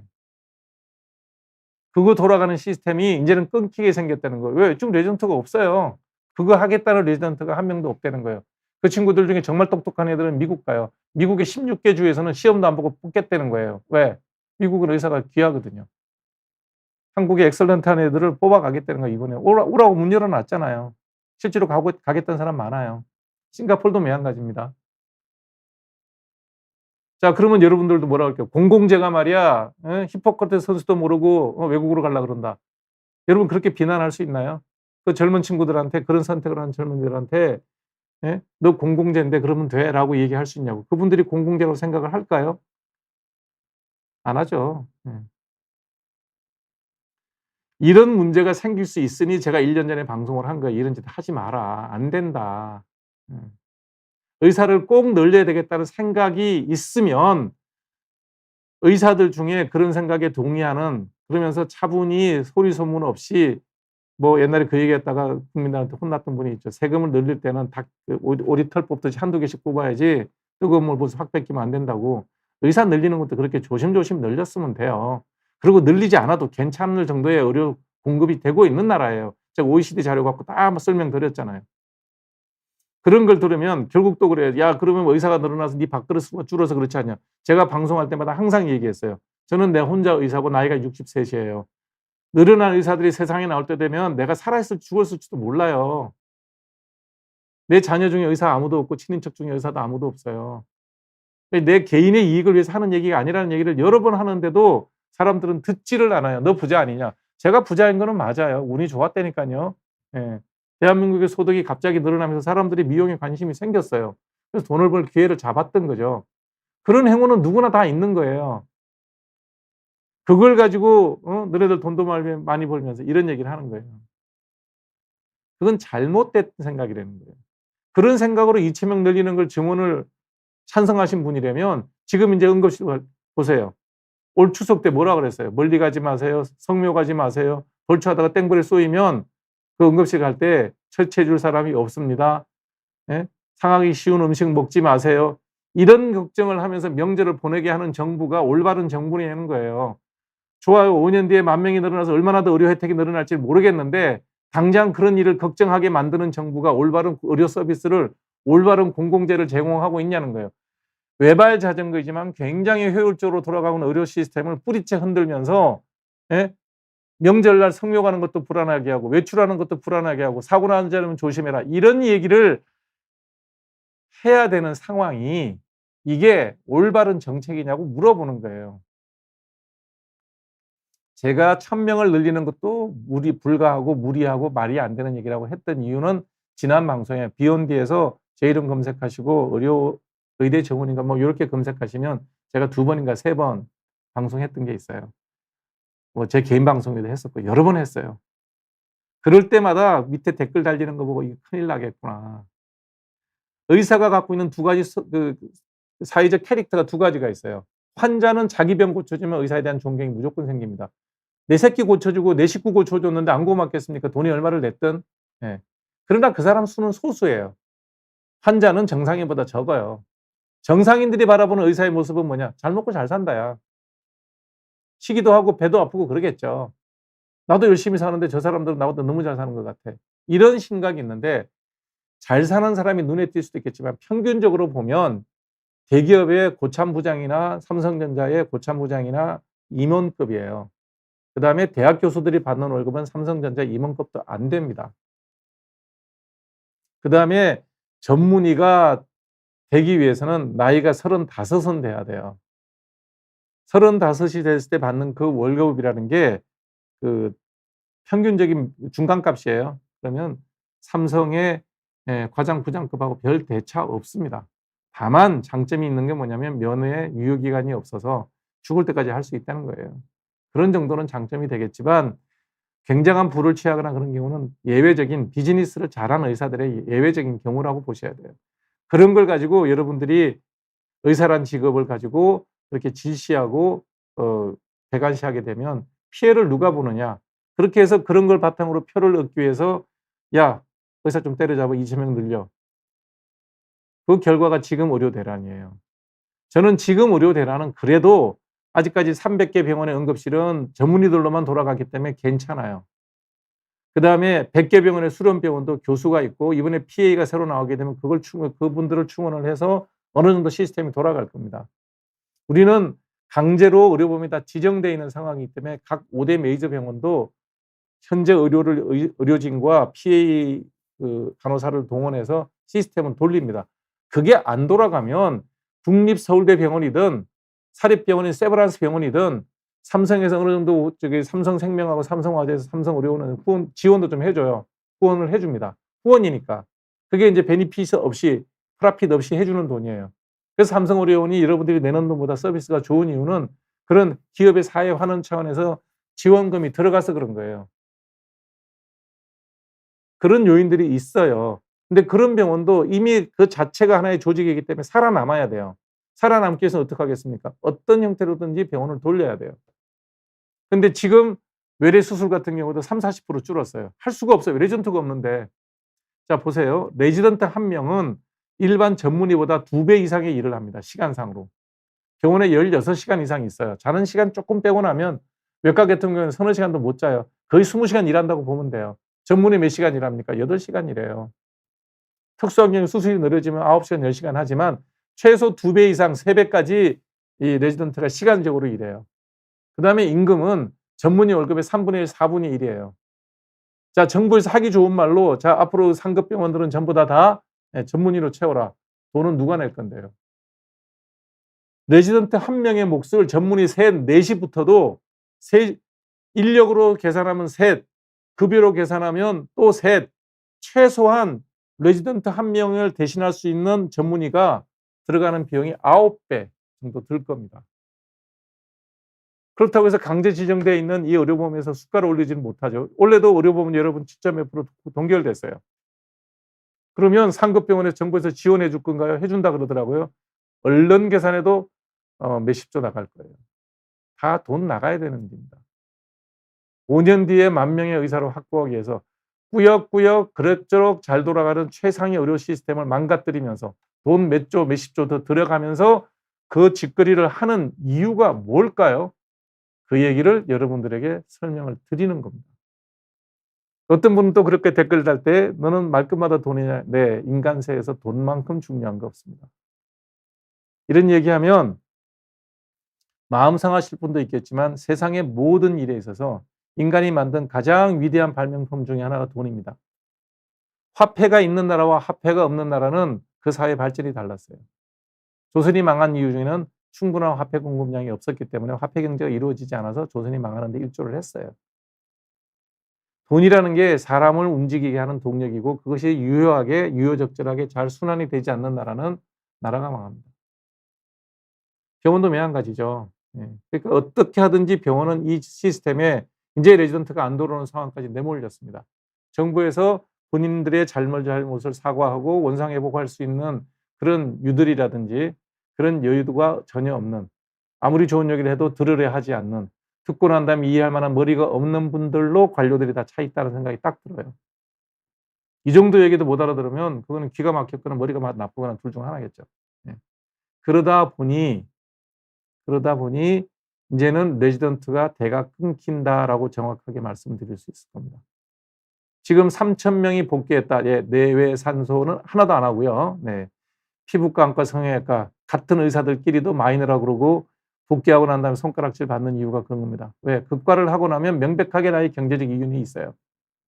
그러니 동료 의사들이 손가락질하고 온갖 욕을 해도 복귀하는 겁니다. 왜? 온갖 욕을 다 해도 그건 잠깐이고 내가 그 전문의 따면 내가 편해. 돈 많이 벌어요. 그런 겁니다. 그런 걸 가지고 이윤 동기에 움직이는 그런 사람들을 갖고 너네들 히포크라테스 선수를 하냐. 그런 얘기 하지 마세요.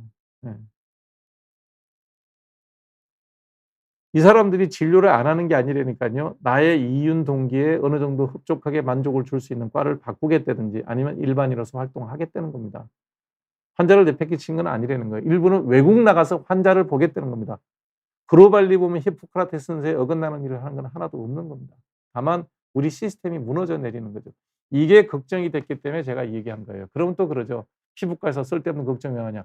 쓸데없는 걱정이 아니죠. 1년 딱 지나면 일 벌어지잖아요. 이제 일이 벌어지잖아요. 의료 대란이 벌어지고 추석날 성묘도 못 가는 일이 벌어지고 추석날 마음 편하게 음식도 못 먹는 일이 벌어지지 않냐 이거예요. 전문가들은 그 바닥에서 일을 하기 때문에 어떤 정책의 문제에 대해서 다른 정책은 잘 모르겠지만 내 영역의 일이라는 게 벌어지면 이건 잘못됐다, 무리하다라는 거를 금방 알죠. 내가 윤석열 대통령보다 의료 문제를 모르겠습니까? 조규용 복지부 장관보다 모르겠습니까? 박민수 차관보다 모르겠습니까? 더 잘 알죠. 피부과 의사 나부랭이도 그분들보다는 잘 알아요. 왜? 그 영역에 발을 담그고 살잖아요. 그러면 대통령 주변에, 장관 주변에, 차관 주변에 제대로 된 의사가 한 명도 없겠습니까? 그분들도 병원 다니고 다 하는데 하기 전에 물어봤어야죠. 내 생각은 이런데 어떻게 생각하냐? 물어보면 되잖아요. 누가 뭐라 그럽니까? 아는 대로 대기해 주겠죠. 뭐 주변에 다 뭐 이렇게 돈만 밝히는 정신없는 사람들만 모여 있다 하더라도 근데 주변에 있는 의과대학 교수한테 물어봐도 되잖아요. 물어봐도 누구한테 물어봤겠어요? 지금 민주당 전국구 비례 7번 받아서 국회에 나는 전 서울대 예방학 교수 김윤 의원 같은 분이 물어봤겠죠. 그분은 4,500명 정원을 주장했더라고요. 제가 민주당도 이 문제에 책임이 있다는 게 뭐냐면 자, 김윤 의원이 했던 발언들은 유튜브에 가셔가지고요. 여러분들 검색해 보시면 자세한 내용들이 되게 많아요. 2011년도인가 12년도에 이분은 뭐라 그랬냐면 대한민국의 경제 상황에 비해서 지금 의사가 너무 많으면 전체적으로는 GDP에서 의료비가 늘어나기 때문에 의사를 늘리는 것은 반대한다 그랬어요. 13년 전인가 뭐 그쯤에 내용은 내가 정확하게 다 논문을 다 기억을 못하겠는데 어찌됐든 의대 정원을 반대했어요. 2011년도가 12년도에 쓴 논문이에요. 그분이 서울대 예방학 교수할 때예요. 그러고 난 다음에 그분이 작년 재작년부터 의협에서 뭐 저도 잘 몰랐는데 나중에 의협 얘기 들어보니까 그렇더라고요. 2,000명 정원인가 1,000명 정원인가 뭐 어떨 때 다른 뉴스에 나와서는 4,500명까지 늘려야지 시급히 늘려야 된다고 주장을 했어요. 그게 작년 얘기입니다. 그 공로로 그랬는지 이번에 이재명 대표가 당대표로 있는 민주당 위성정당이죠. 비례대표 7번인가 9번인가 받아서 아니다. 짝수로 받아야 되는데 하여튼 10번 이내에 들어갔어요. 그래서 국회의원이 되셨습니다. 자, 의료 대란이 벌어졌어요. 여러분 뭐 대정부 질문한 거 보십시오. 한덕수 장관하고 뭐 질문할 때 보면 이렇게 무대책하게 의사를 2,000명 늘려서 이런 일을 왜 벌였느냐고 질문하더라고. 내가 그 질문하는 거 보고 난 다음에 깜짝 놀랐어요. 어쩜 사람이 저럴 수가 있냐. 다른 사람이 아니에요. 한 사람이에요. 2011년, 2023년, 2024년. 뭐 연배도 저보다 한 3, 4년 아래이기 때문에 기억력이 그렇게 급격히 떨어지거나 그럴 뿐이 아니에요. 적어도 그분은 김윤우 의원은 대정부 질문할 때 왜 준비 없이 2,000명 정원했냐는 얘기를 하시면 안 되죠. 본인은 CBS 김현정 뉴스쇼에 나와서 4,500명을 정원을 주장했던 분이 그러고선 지금 저기 이재명 대표는 어느 스님하고 만나가지고 조계종 총무원장인가요? 만나갖고 중재를 해달라.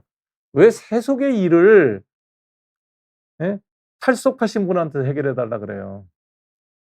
그 스님은 또 뭘 아는지 모르겠는데 조선일보 인터뷰에서 뭐라고 그랬냐면 그래도 의사는 늘려야죠. 언제 그분이 대한민국의 의료 현실에 대해서 그렇게 관심이 많았다고 탈속하셔서 산속에 계신 분이 의사 수가 많은지 적은지 어떻게 그렇게 잘 아세요? 그걸 또 조선일보에서 헤드라인으로 올려놨더라고요. 스님이 조계종 총무원장님께서 말씀하시면 그게 정답인가요? 이 나라가 도대체 어떻게 되려고 세속에 문제가 생기면 세속에서 정치하는 야당 대표도 책임이 있지 않습니까? 4,500명 정원을 주장했던 사람을 비례대표로 해서 전국구로 공천할 정도면 그분 생각도 그러하다는 거예요. 그래서 이 의료 대란 문제에서 이거는 윤석열 정부의 문제가 아니라 정치권에 있는 모든 사람의 문제라는 거예요. 자, 그러고 난 다음에 이런 일이 벌어졌어요. 대한민국의 바이탈과가 다 무너져 내리고 있어요. 그러고 난 다음에 스님을 찾아가요. 이게 제대로 된 이게 의료 문제에 대한 제대로 된 생각을 가진 분들이 할 짓입니까? 정치 지도자라고 하는 분이. 이게 그 문제예요. 여러분 제가 이런 얘기하면 너는 잘 먹고 잘 살았냐. 그거는 비판의 대상이 되지 않는 거예요. 저는 운이 좋았을 뿐이라니까요. 이게 의사의 평균적인 모습이 아닙니다. 그리고 이런 피부과 하는 의사가 잘 먹고 잘 살도록 만들어진 제도가 잘못된 거지 제가 잘못한 건 없어요. 왜 비바이탈과를 하고 미용을 하는 사람이 더 잘 살게 하는 이런 제도를 만들어 놨냐는 얘기예요. 미국에서도 피부과 의사가 공부를 잘하는 사람들이 피부과를 해요. 왜냐하면 생사가 걸리지 않기 때문에 좀 편해요. 스트레스가 적죠. 그러나 수입으로만 따지면 심장내과 하는 분이 더 많이 벌고요. 신경외과 하는 분이 더 많이 벌어요. 왜? 노동의 가치가, 의료행위의 가치가 아니 검버섯 없애주는 사람하고 뇌혈관이 터져서 생사가 오가는 사람을 살리는 사람하고 어떤 행위가 더 고결하고 비싼 치료 행위가 돼야 되겠습니까? 미국은 그렇게 돼 있어요. 그러니까 미국은 힘들어도 그 과를 해요. 심장마비가 와서 순간 30분, 1시간 그 골든타임 놓치면 생사가 오가는 사람을 살려놓는 의사하고 기미 검버섯 없애는 사람하고 쌍꺼풀 수술하는 사람하고 누가 더 잘 살아야 됩니까? 미국은 적어도 잘 살게 돼 있어 그 사람들이 바이탈과가. 그래서 그걸 하는 거예요. 미국 의사들은 다 히포크라테스에 슈바이처에 그래서 그 일을 하는 게 아닙니다. 그 일을 하면 일단 바이탈뽕이라고 제가 얘기했잖아요. 보람이 있고. 자, 검버섯 없어지고 난 다음에 또 고맙다는 소리 들어요. 그러나 억하고 쓰러졌던 사람이 멀쩡하게 일어나면 그 고마운 정도가 같겠냐고. 보람이 다르죠. 예. 거기다가 경제적 수익도 돼요. 그러니까 하는 거예요. 우리 그래도 했어요. 수입이 적어도 그걸 하는 이유가 뭐냐면 그게 정말 하고 싶은 사람들이 많아요. 특히 외과 기억력은 정말 하고 싶은 의사들이 많아요. 그 외과 하는 거예요. 야, 그거 하면 돈 못 벌어. 예, 상관없다는 거야. 하고 싶다는 거예요. 그게 제일 중요한 거예요. 제일 중요한 동기고, 그 사람들이 그걸 하는 이유가 또 뭐냐면 개업을 애시당초 꿈을 꾸지 않아요. 그걸 마치고 나면 대학교에서 스텝으로 남는 게 꿈이 있어요. 그래서 대학교의 스텝이 늘 남아서 우리가 지금 말하는 상급 병원들이 저가의 임금으로, 그 임금이 적다 그러면 또 여러분들 그럴 거예요. 나보다 많은데 나이 35 되도록 죽자고 공부하고 군대 가서 3년 더, 남들 18개월 가는 군대 3년 6개월, 3년 3개월 갔다 와서 18개월, 남들 4년 하는 예비군 훈련 7년 합니다. 군의관들은. 그 고생하고 그 자리에서 그 월급 받는 게 그렇게 배가 아프시다 그러면 그는 심보가 삐뚤어진 분들이에요. 어릴 때부터 그 대학 가서 그 공부해서 그거 하겠다고 그렇게 노력한 사람하고 그렇지 않은 사람하고 그걸 돈 깨겨 놓고 나도 너만큼 열심히 한다, 이런 식으로 비교하면 안 된다는 거예요. 그 받는 월급이라는 게 그렇게 많지 않다니까요. 예, 연봉이. 대학 교수들, 사립대학교, 의과대학교 연봉 계산 한번 해 보세요. 얼마나 나오나. 다 인터넷 치면 나와요. 그리 많지 않아요. 왜 하느냐? 학생 가르치고, 그다음에 자기 좋아하는 수술하고, 그다음에 거기에 대해서 살아나는 사람들을 보고 퇴원할 때 "원장님 고맙습니다." 아니 "교수님 고맙습니다." 허리 푹 숙이고 하는, 그거 한 번 보고 하는 거예요. 그러면 언론에서 나와요. 김윤 교수가 언론에 나와서 했죠. 제가 그분을 자꾸 인용하는 이유가 신문에 많이 나와서 내가 봐서 알아요. 사억을 줘도 안 가는데 왜 전문의가 지방에 사억 줘도 안 가는지 아세요? 사억을 받고 할 일이 없어서 안 가는 거예요. 일반적인 논리로 노동 강도는 거의 없는데 연봉이 많으면 갈 것 같잖아요. 자, 나이 35, 40 언저리에 내가 전문의 땄어요. 시골 뭐 어디 의료원 같은 데 가면 환자 하루에 한 너댓 명 봐야 돼요. 내가 그 쎄빠지게 공부한 걸 제대로 한번 해 보지도 못하고 손이 녹쓰는 거예요. 그래서 안 가는 거예요. 사억이 적어서가 안 가는 게 아니고 1억 5천만 원만 연봉 줘도요, 서울 시내에서 수술 많이 하는 병원에 갑니다. 왜? 그게 내 인간의 존재 보람이기 때문에 그런 거예요. 의사가 아무리 많아져도, 예, 정말 뭐 하찮게 나는 은퇴하고 할 일도 없어, 놀 거야, 그러면 거기 가면 좋겠죠. 가겠죠. 그러나 팔팔하게 수술하는 의사들은 거기 안 갑니다. 왜? 할 일이 없어요. 여러분이 내가 직장이라고 갔는데 할 일이 없어요. 연봉은 많이 줘요. 얼마나 있을 것 같아요? 얼마 못 있어요. 예. 배경은 그런 거예요. 그거를 언론에서는 아주 또 쓰죠. 연봉 4억을 줘도 의사를 못 구한다. 얼마를 주면 올래? 예. 4억이 아니라 40억을 줘도 거기는 안 갑니다. 왜? 환자가 없어서 안 가는 거예요. 내 존재 의미가 없는데 거기를 왜 갑니까? 그런 것들에 대한 생각이 전혀 없는 사람들이 행정을 하는 거예요. 그게 지금 바이탈과가 없어지는 거예요. 자, 지금부터 이제 레지던트가 끊겨요. 내외산소, 응급의학과, 모든 외과, 예, 정형외과하고요, 신경외과는 몇 과가 들어갈 거예요. 왜냐하면 정형외과는 비보험되는 영역이 있어요. 인공관절이라든지 여러 가지 이제 비보험되는 영역이 좀 있어요. 그리고 노인 인구가 늘어나기 때문에 뭐 숫자가 늘어나서 전문의 따면 이익이에요. 그다음에 신경외과도 일부 들어갈 거예요. 근데 신경외과 들어가도 그 레지던트는 절대로 뇌 수술은 안 합니다. 전부 척추 수술만 할 거예요. 그게 보험이 안 되는 영역이 있고 돈이 되기 때문에 그래요. 지금 갑자기 여러분 척추 클리닉 되게 많아진 게 다 그게 신경외과 선생님들이, 원래 신경외과가 이쪽이에요. 머리를 하는 게 주 영역이고 여기에는 뇌혈관들이라든지 뇌암이라든지 이걸 주 영역이고, 척추나 디스크는 보조. 대학병원 같으면 신경외과 스태프들이 한 7, 8명 정도 있으면 한 명이나 뭐 대를 걸어 하나 뽑거나 이런 정도예요. 근데 그게 갑자기 그 의료 시장에서 커진 이유가 돈이 되기 때문에 그런 거예요. 의사들이 자꾸 돈 얘기를 하면 너네들은 돈만 아느냐. 돈의 가치를 그렇게 생각하면 안 된다는 거예요. 내가 일한 보람이라는 게 명예롭게 교수가 돼서 학생을 가르치고 논문을 쓰고 수입을 얻는, 그때 토탈리 돈을, 개업하는 회사는 돈밖에 남는 게 없기 때문에 그 정도 돈을 벌어야 되는 거예요. 그래서 돈이 되는 과는 해요. 지금 복귀한 레지던트는 그런 과는 그런 파트는 복귀가 될 거예요. 나머지 과는 복귀 안 할 겁니다. 내년에는 졸업생이 없으니까 내년에 또 없어질 거예요. 이런 식으로 향후 10년간 바이탈과의 모든 수련의가 없어질 겁니다. 내과는 사이사이에 조금씩 들어갈 거예요. 왜 그러냐? 메이저 병원의 교수 TO만큼의 레지던트는 들어갈 거예요. 그리고 학교에서도 아마 그런 친구들한테는 연락을 따로 할 거예요. 와라. 교수 자리를 보장할게. 요런 조건으로 들어가면 레지던트가 들어갈 겁니다. 왜? 내가 좋아하는 일을 하고 학교에 교수 요건이 된다 그러면. 아마 그래서 바이탈과가 일부 그 메이저 대학병원들은 그렇게 해서 레지던트가 충원이 돼서 연명할 수 있을 거예요. 그러나 지금처럼 학교 TO가 예를 들어 갖고 교수 TO가 한 두세 명 있는데 레지던트를 한 10명 정도 뽑아서 경쟁시켜서 제일 열심히 하고 제일 똑똑한 애 뽑아 가지고 스텝 남고 나머지는 개업하세요. 아니면 지방병원 가세요. 이럴 수 있는 그런 시스템은 무너져 내립니다. 결론 우리나라 의료 시스템이 전체적으로 하향 평준화 될 겁니다.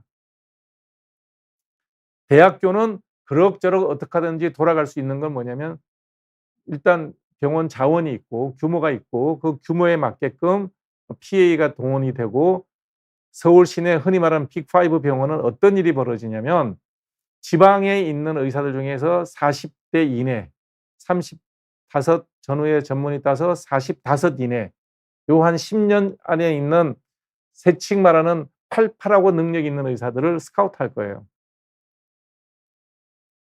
물론 거기 있는 것보다 여기 올 때 월급을 적게 받을 거예요. 근데 그분들은 다 올라옵니다. 의사라는 직업은 자유직이고 그다음에 그 계약직이기 때문에 임기 그 계약 기간이 끝나면 올라올 수 있어요. 너 거기서 못 올라와라고 대통령이 지시할 수 있는 권한이 없습니다. 보건복지부 장관이 내가 저기 충남대, 충북대 교수로 있는데 서울대에서 자리가 나서 올라오라는데 갈 때 못 가게 하는 법을 만들 수는 없습니다. 이거는 헌법에 위배되는 거잖아요. 직업, 거주 이전의 자유를 규제하는 거기 때문에 어떤 법도 만들어질 수가 없어요. 그러면 현 정부에서 2,000명을 늘리는 명분으로 뭘 삼았냐 그러면 지방의료 활성화를 위해서 한다라고 얘기했었어요. 그게 말짱 거짓말이 될 수밖에 없는 이유가 신촌 세브란스 병원, 그다음에 서울대 병원, 그다음에 아산중앙병원, 삼성의료원, 카톨릭의대 이 5개가 5대 빅5예요. 여러분이 의사면 동등한 조건이면 거기서 일하고 싶으세요? 충북대 병원에서 일하고 싶으세요? 내가 충북대를 타겟팅해서 얘기하는 이유는 거기서 40명을 교육하는 40명이 정원이었나 50명이 정원이었나 그랬어요. 200명으로 늘리겠다는 거예요. 지금까지 매년 40명을 가르치던 대학에서 200명을 늘리겠대요. 이게 가능한 교육 시스템이 아니에요. 근데 그 똑똑하고 잘나신 충북대 총장님께서 밀어붙이시더라고요. 200명 신청했어요. 네. 작은 충북대에 있는 선생님들이 뭐 나이가 드신 분들이야 뭐 스카우트 대상에서도 제외죠. 저같이 63살 된 먹은 교수를 충북대에 내가 있다 그러면 스카우트 하겠습니까? 안 하죠. 네. 내일 모레 퇴직인데. 누구를 부르겠습니까? 충북대 주니어, 우리는 주니어 스텝이라 그래요. 시니어 스텝 말고 35부터 45까지 앞으로 향후 20-30년 동안 팔팔하게 일할 사람들. 그래서 5대 메이저 병원에서 부르면 내가 충북대 교수면 당연히 가지. 안 가겠습니까? 그래서 어디부터 씨가 마를 거냐? 지방대부터 씨가 마를 거예요.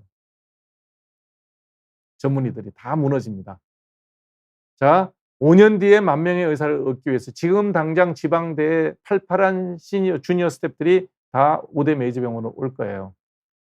5대 메이저 병원이 그러면 이제 사람들을 마음대로 뽑아가는 거니까 부도덕한 행위 아니냐. 자기들도 살아야 됩니다. 세브란스 예산이 6조인가 8조인가 그래요. 잘못되면 6조 8조가 날라가고 직원들이 다 길바닥에 나앉아야 돼요. 세브란스도 부채 많아요. 예. 왜냐하면 다 리스고 그러니까. 조직은 조직으로 살아야 돼요. 자, 레지던트 안 들어오는 사람은 설득할 때까지 하고 안 들어오면 어떡하겠습니까? 뽑아야지. PA가 모든 일을 다 하지는 못하잖아요. 그리고 정부에서 그랬잖아요. 전문의 전문병원으로 만들어라. 그럼 전문의 데려와야 될 거 아니에요. 전문의는 하늘에서 비처럼 내리는 게 아니에요. 전문의 한 명 만드는데 15년 교육시켜야 된다고요. 15년. 향후 15년에 대한 아무런 대책도 없이 그냥 막 질러요. 그냥 2,000명 더 뽑아. 그게 될 일이 아니라고 그렇게 얘기한 거예요. 지금 제가 하는 얘기를 오늘 들으시고 난 다음에 제가 1년 전에 여기서 한 8개월인가 10개월 전에 했던 방송이 있어요. 네. 다시 한번 들어보세요. 제가 왜 이렇게 얘기를 하는지. 이런 문제가 벌어진단 말이에요. 이런 문제가.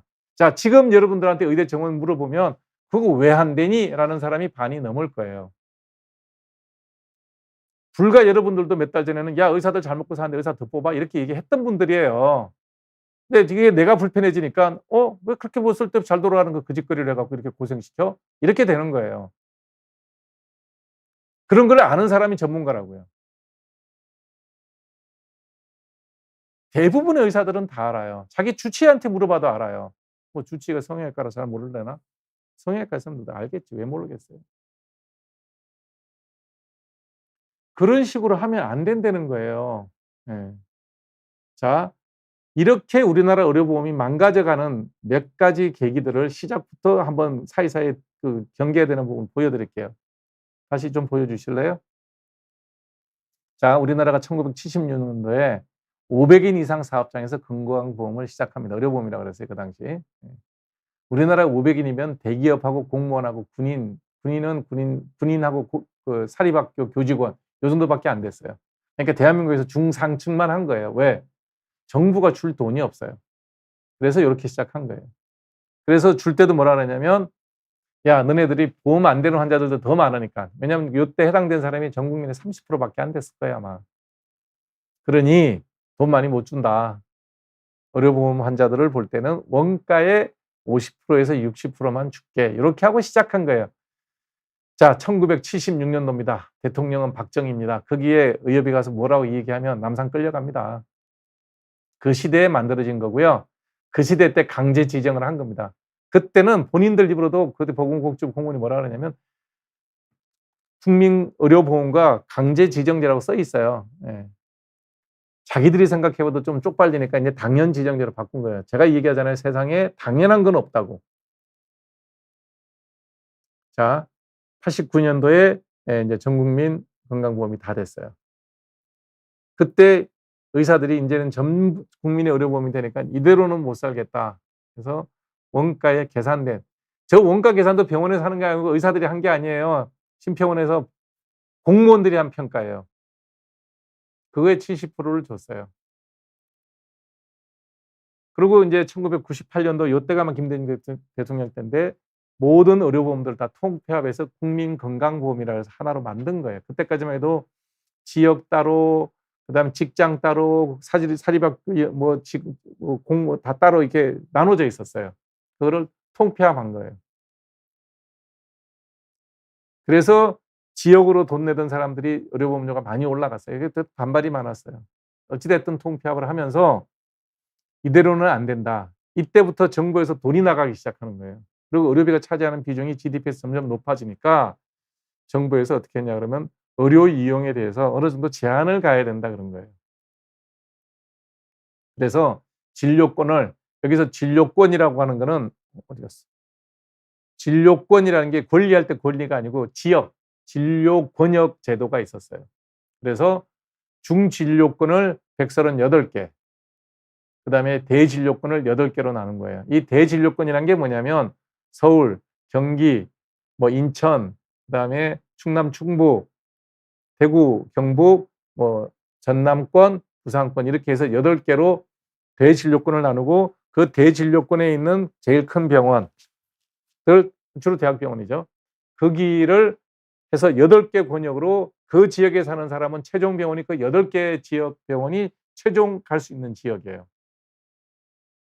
그 대진료권에 있는 대형 병원들끼리 이건 우리가 시설을 할 수 없으니 수술할 수 없으니 뭐 강남에 있는 삼성의료원으로 보내겠다든지 그다음에 뭐 세브란스 병원을 서울대병원으로 보내겠다든지 협의가 되면 그 대학끼리 보낼 수는 있지 대구 경북 지역 사는 사람은 경북대학 가는 게 끝이에요. 그렇게 해놨어요. 1차 개인병원이 보고 지금 일반 준종합병원이라고 그러죠. 대학병원이 아닌 종합병원, 준종합병원들이 138개, 그 진료 권역이 다 있어요. 자, 이제 제도는 잘 만들었죠. 권역별 제도를 해서. 그러면 각 지역별로 이제 병원을 확장시키거나 잘 만들기 위한 노력을 하죠. 그러다가 저게 없어집니다. 98년도에 전국민 의료보험 통합하면서 사람들이 뭐라 그러겠어요? 야, 나도 큰 병 걸렸는데 서울에 제일 좋은 병원 한번 가보자. 이게 이제 전 국민들의 마음일 거 아니에요. 근데 우리가 땅덩이가 넓어서 뭐 플로리다에서 뭐 뉴욕을 가는 것도 아니고, 제주도에서 비행기 타면 1시간. 호남선 맨 마지막에 여수니까 여수에 출발해서 올라가더라도 뭐 KTX 같은 게 없다 하더라도 4시간, 5시간 하면 서울역에 내려요. 의료 접근성이 너무 좋으니까 다 대진료권에 있는 병원들 패스하고 난 서울에 가겠다는 거예요. 그게 현재 시스템이에요. 저거를 허락을 했어요. 왜? 전 국민 개보험을 하고 다 보험 시스템을 통합하면서 지방에 사는 지방의 의료 수요에서 왜 우리는 서울에 제일 큰 병원을 못 가보냐? 제일 좋은 병원을 왜 못 가냐? 왜 이렇게 제한을 하냐? 그러니까 이거 풀어져 버린 거예요. 그래서 이제 일반 병원 보고 난 다음에 바로 원하는 데 다 가게 된 거예요. 그래서 전국에 47개소가 있지만 실제로 지방에서도 제일 많이 가는 데가 어디예요? 그냥 5대 메이저 병원에 가는 거예요. 5대 메이저 병원에 환자가 제일 많아요. 이 쏠림 현상을 막을 방법이 없다는 거죠. 이 쏠림 현상은. 제도가 이렇게 돼버리니까. 그래서 진료 권역을 폐지하는 순간 지방의 유력한 병원들이 다 쇠퇴해지기 시작하는 거예요. 거기다가 뭐가 생겨요? 2004년부터 KTX 생겨요. 2016년에 SRT 생겨요. KTX 서울역에 내리면 신촌세브란스 병원 뭐 한 10분, 15분이면 가죠. SRT에서 내리면 아산중앙병원 가는 데 한 20분, 삼성의료원 가는 데 10분, 고속버스 터미널 내리면 횡단보도 건너면 카돌이 거의대. 왜 거기다가 병원을 지었겠어요? 네. 지방 환자들을 보겠다는 거예요. 흔히 말하는 빨대 효과라 그러는 거죠. 지방이 살기 좋아진 게 아니에요. 지방 의료가 좋아지는 게 아니에요. 지방 의료가 피폐화되는 거예요. 거기다가 2000년도에 의약분업을 고전에 하게 되는데 의약분업 할 때 그때 의사 수를 줄입니다. 이걸 가지고 지금 의사 수 줄였다고 난리인데 줄인 거 의사들이 줄인 게 아니에요. 이렇게 의약분업을 하고 이런 진료권을 폐지하고 나니 의료 수요가 폭발적으로 늘어나는 거예요. 왜? 진료 원가의 70%밖에 안 되니까 의료보험료가 많지 않아요.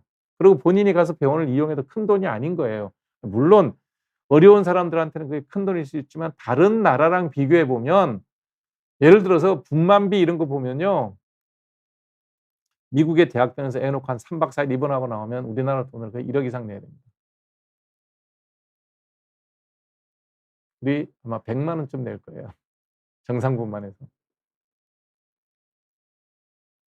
그러니 비용이 상대적으로 비싸지 않은 거예요. 그러니 큰 병원에 가는 거예요. 예. 막을 방법이 없죠. 그러니까 5대 메이저 병원만 커진 거예요.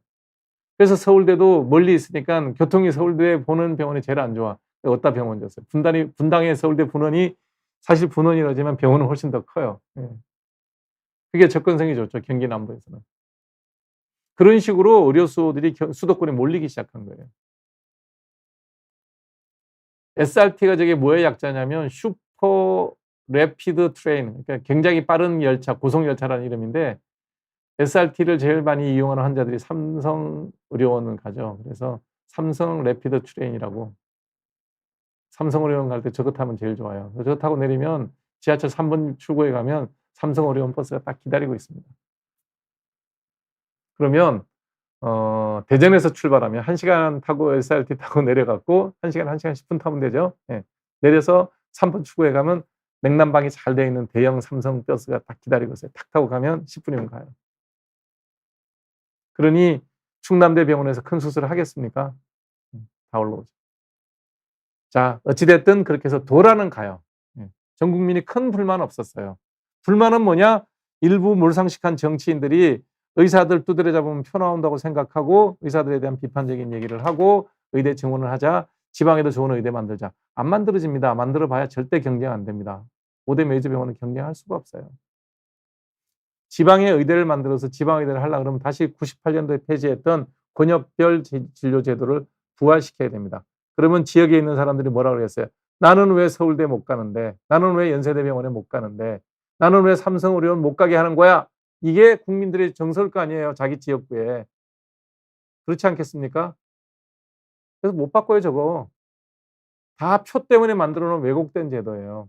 원래대로 하려고 그러면 권역별 진료 제도를 유지를 하고 그 지역의 대표 병원들을 8개를 만들었어야 되는 거예요. 그렇게 하고 끊임없이 서울에서 대학을 나와도 거기를 가게, 서울대학을 나와도 충남에 가게, 서울대학을 나와도 전남에 가게, 그렇게 여러 가지 제도를 만들고 여러 가지 네트워킹을 유지했어야 되는데 표는 그거는 눈에 금방 안 보여. 야, 오늘부터 우리 전 지방에 전국에 있는 모든 유권자 여러분들 삼성의료원 언제든지 갈 수 있게 해드리겠습니다. 표 나오죠. 이게 파퓰리즘이라는 거예요. 그때 다 무너진 거예요. 자, 그런데 무너진 제도에서 또 의사들은 적응을 하고 병원도 적응을 해서 맞춰서 내려가요. 돌아가죠. 지금 현재도 의료 시스템이 완전히 붕괴가 되고 있어요. 돌아갑니다. PA를 이용하고 그다음에 필수적으로 필요한 과에서는 또 똑똑한 레지던트는 분명히 설득 작업이 들어가 있을 거예요. 반드시 스텝으로 뽑아줄게. 왜? 대는 이어야 되니까. 그러면서 꾸역꾸역 10년을 끌고 갈 거예요. 지금 거기서 필수 바이탈 거를 하고 있는 교수님들은 굉장히 힘드시겠죠. 뼈를 갈아넣어야 되죠. 그다음에 지방에서 이제 그 주니어 스태프들 중에 에이스들을 뽑아 올리겠죠. 그 사람들은 옵니다. 결론. 진료 권역을 파괴했던 98년도의 일이 올해 벌어질 거예요. 2024년부터 벌어지기 시작해서 지방대학의 활동이 제일 액티브한 젊은 스태프들이 다 빠져나올 거예요. 그래서 의료가 어디가 무너지느냐? 지방이 먼저 무너질 겁니다. 이거는 제 예상이 거의 맞을 거예요.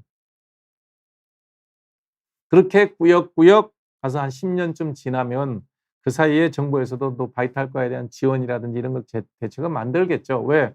자기들이 거꾸로 만들어 놓은 2,000명 그 의료를 망가뜨린 제도라도 돌아가기는 해야 되니까 바이탈과의 수가를 올린다든지 여러 가지 지원책을 만들어서 우리가 낸 세금이 됐든 우리가 냈던 의료 보험료가 됐든 그런 것들을 투자를 하게 되면 살아는 갑니다. 그리고 병원들은 돌아는 갈 거예요.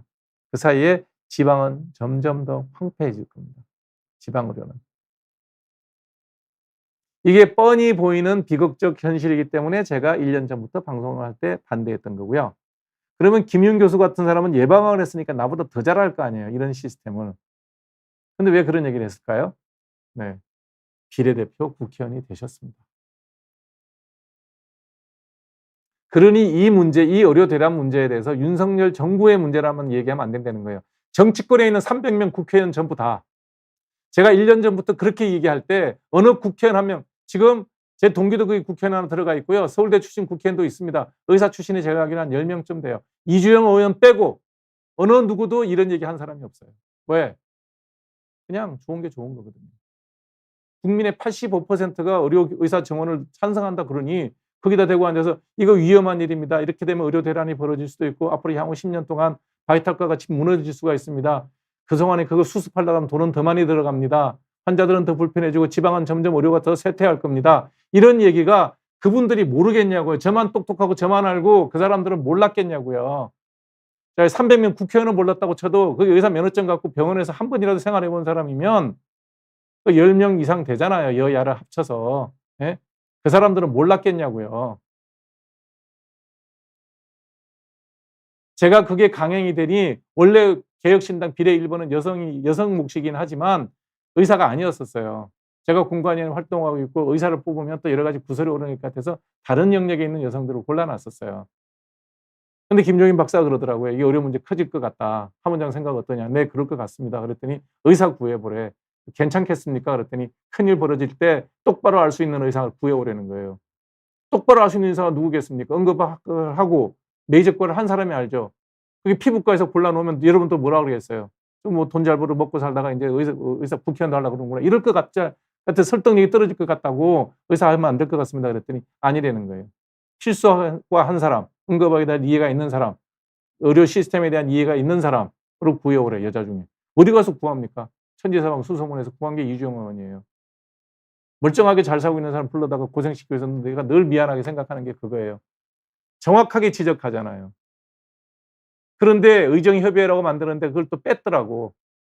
너 개혁신당 폈는다. 그런 의미가 아니라는 거예요. 저는 공관위원으로 활동할 때 그 얘기를 했었어요. 꼭 필요한 사람이 국회에 들어가야 된다.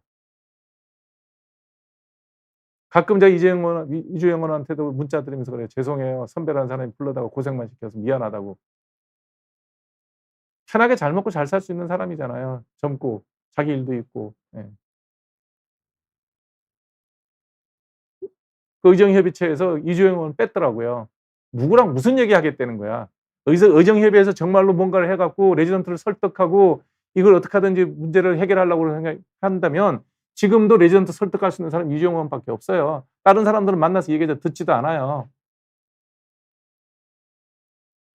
그 사람들이 말끝마다 하는 게 정말 입만 열면 다 신뢰가 가지 않는 얘기만 하고 있고, 뭐라 그러면 구속기 영장이나 치고, 예? 각 대학병원에 저기 레지던트 협의회가 있는데 그 협의회장, 그 사람들이 특별하게 정치적 성향 없어요. 의사들은 그렇게 정치적이지 않아요. 자기 일을 하는 건데 그냥 병원에다 뭔가 얘기할 때 대표가 하나 필요하니까 뽑아놓은 대표일 뿐이에요. 박단, 그 친구도 그렇게 정치적인 친구 아니에요. 그냥 전국의 의과대학에 의과대학 그 레지던트 협의회가 있는데 대표 하나 뽑아야 되니까 그 친구가 한 것뿐이에요. 그 사람들하고 이 얘기해서 그 사람들이 흔쾌히 다시 되돌아오게 할 수 있을 만큼 설득할 수 있는 자리에 있는 사람은 현재 이주영 의원밖에 없어요. 제가 단언하는데 그건 확신할 수 있어요. 소통이 거기만 하고 되고 있으니까. 근데 그걸 의정협의체에서 뺐더라고. 그래서 내가 야, 이 사람들이 정말 진심을 갖고 이 문제를 해결할 생각이 있는 사람들인지 쇼를 하는 건지 그 생각이 드는 거예요. 자, 맨 마지막으로 대한민국 의료에다가 불을 지르는 사람이 문재인 케어입니다. 의료보험을 보장성을 강화한다. 다 표예요. 듣기 좋죠. 보장성을 강화한다. CT, MRI 막 찍어 제끼는 거예요. 전 세계 인구 1000명당 MRI 보유 대수, CT 보유 대수 타의 추종을 불허할 정도로 대한민국이 제일 많아요. 서구 선진 국가에서 CT, MRI를 평생 찍어본 사람이 몇 명 없어요. 우리는 다치면 찍어요. 외상만 입으면 찍어요. 왜? 의료보험 다 해주거든. 비용이 엄청난 거예요. 자, 여러분 로봇 수술이라고 많이 들어봤을 거예요. 다빈치 로봇 수술. 똑같은 수술도 그걸로 하면 다 비보험이라서 본인이 내야 되거든요. 1000만 원 이상 수술비 따로 내야 돼요. 전 세계에서 다빈치 로봇가 제일 많은 데가 어딘지 아세요? 신촌 세브란스 병원이에요. 수십 대가 들어와 있어요. 회사는 미국 회사인데 실습은 다 세브란스 병원 하세요. 왜? 제일 많이 하거든요. 장점도 있고 단점도 있고 그래요. 근데 어찌됐든 뭐 수술 부위가 덜 보이고 하면 어려운 수술 같은 게 신경 손상이나 혈관 손상이 적어서 예후가 좋다는 얘기도 있어요. 제일 많아요. 꼭 좋아서가 좋은 게 아니라 그게 상대적으로 싸요. 다른 나라에 비해서. 의료비가 워낙 싸니까. 세브란스 병원은 그걸로 이제 수입을 창출해서 병원을 유지하는 거예요. 세브란스 병원에 입원하고 있는 사람들 자기가 써야 되는 치료비, 자기 밑에 들어오는 치료비의 70%만 내는 겁니다. 국가까지 포함해서. 자, 이게 이제 의료의 공공재적인 성격인데 강제 지정제랑 같은 정말 공산주의 국가에서나 할 수 있는 일을 우리가 하고 있기 때문에 다른 나라에서 우리나라 의료보험 제도를 보고 난 다음에 다 기부업하는 이유가 자기들은 못 한다는 거예요. 그게 불가능하기 때문에 그래요. 그러니 의사들은 요리 빠지고 조리 빠져서 비보험 영역을 만드는 거예요. 자, 삼성의료원 적자는 안 나요. 삼성화재하고 삼성생명에서 이제 그 사회봉사 차원으로 공공재니까 거기가 공공재라고 생각하고 돈을 지원도 일부 하는 걸로 알고 있어요. 그 다음에 수입원은 카페, 장의실, 장례식장, 그 다음에 식당, 슈퍼마켓도 있어요. 뭐 커피숍도 많아요. 웬만한 거 다 있어요. 백화점보다 나아요. 신촌 세브란스 병원 오랜만에 갔다 병원을 못 찾겠더라고요. 지하는 전부 그냥 1층 지하는 전부 영업이에요.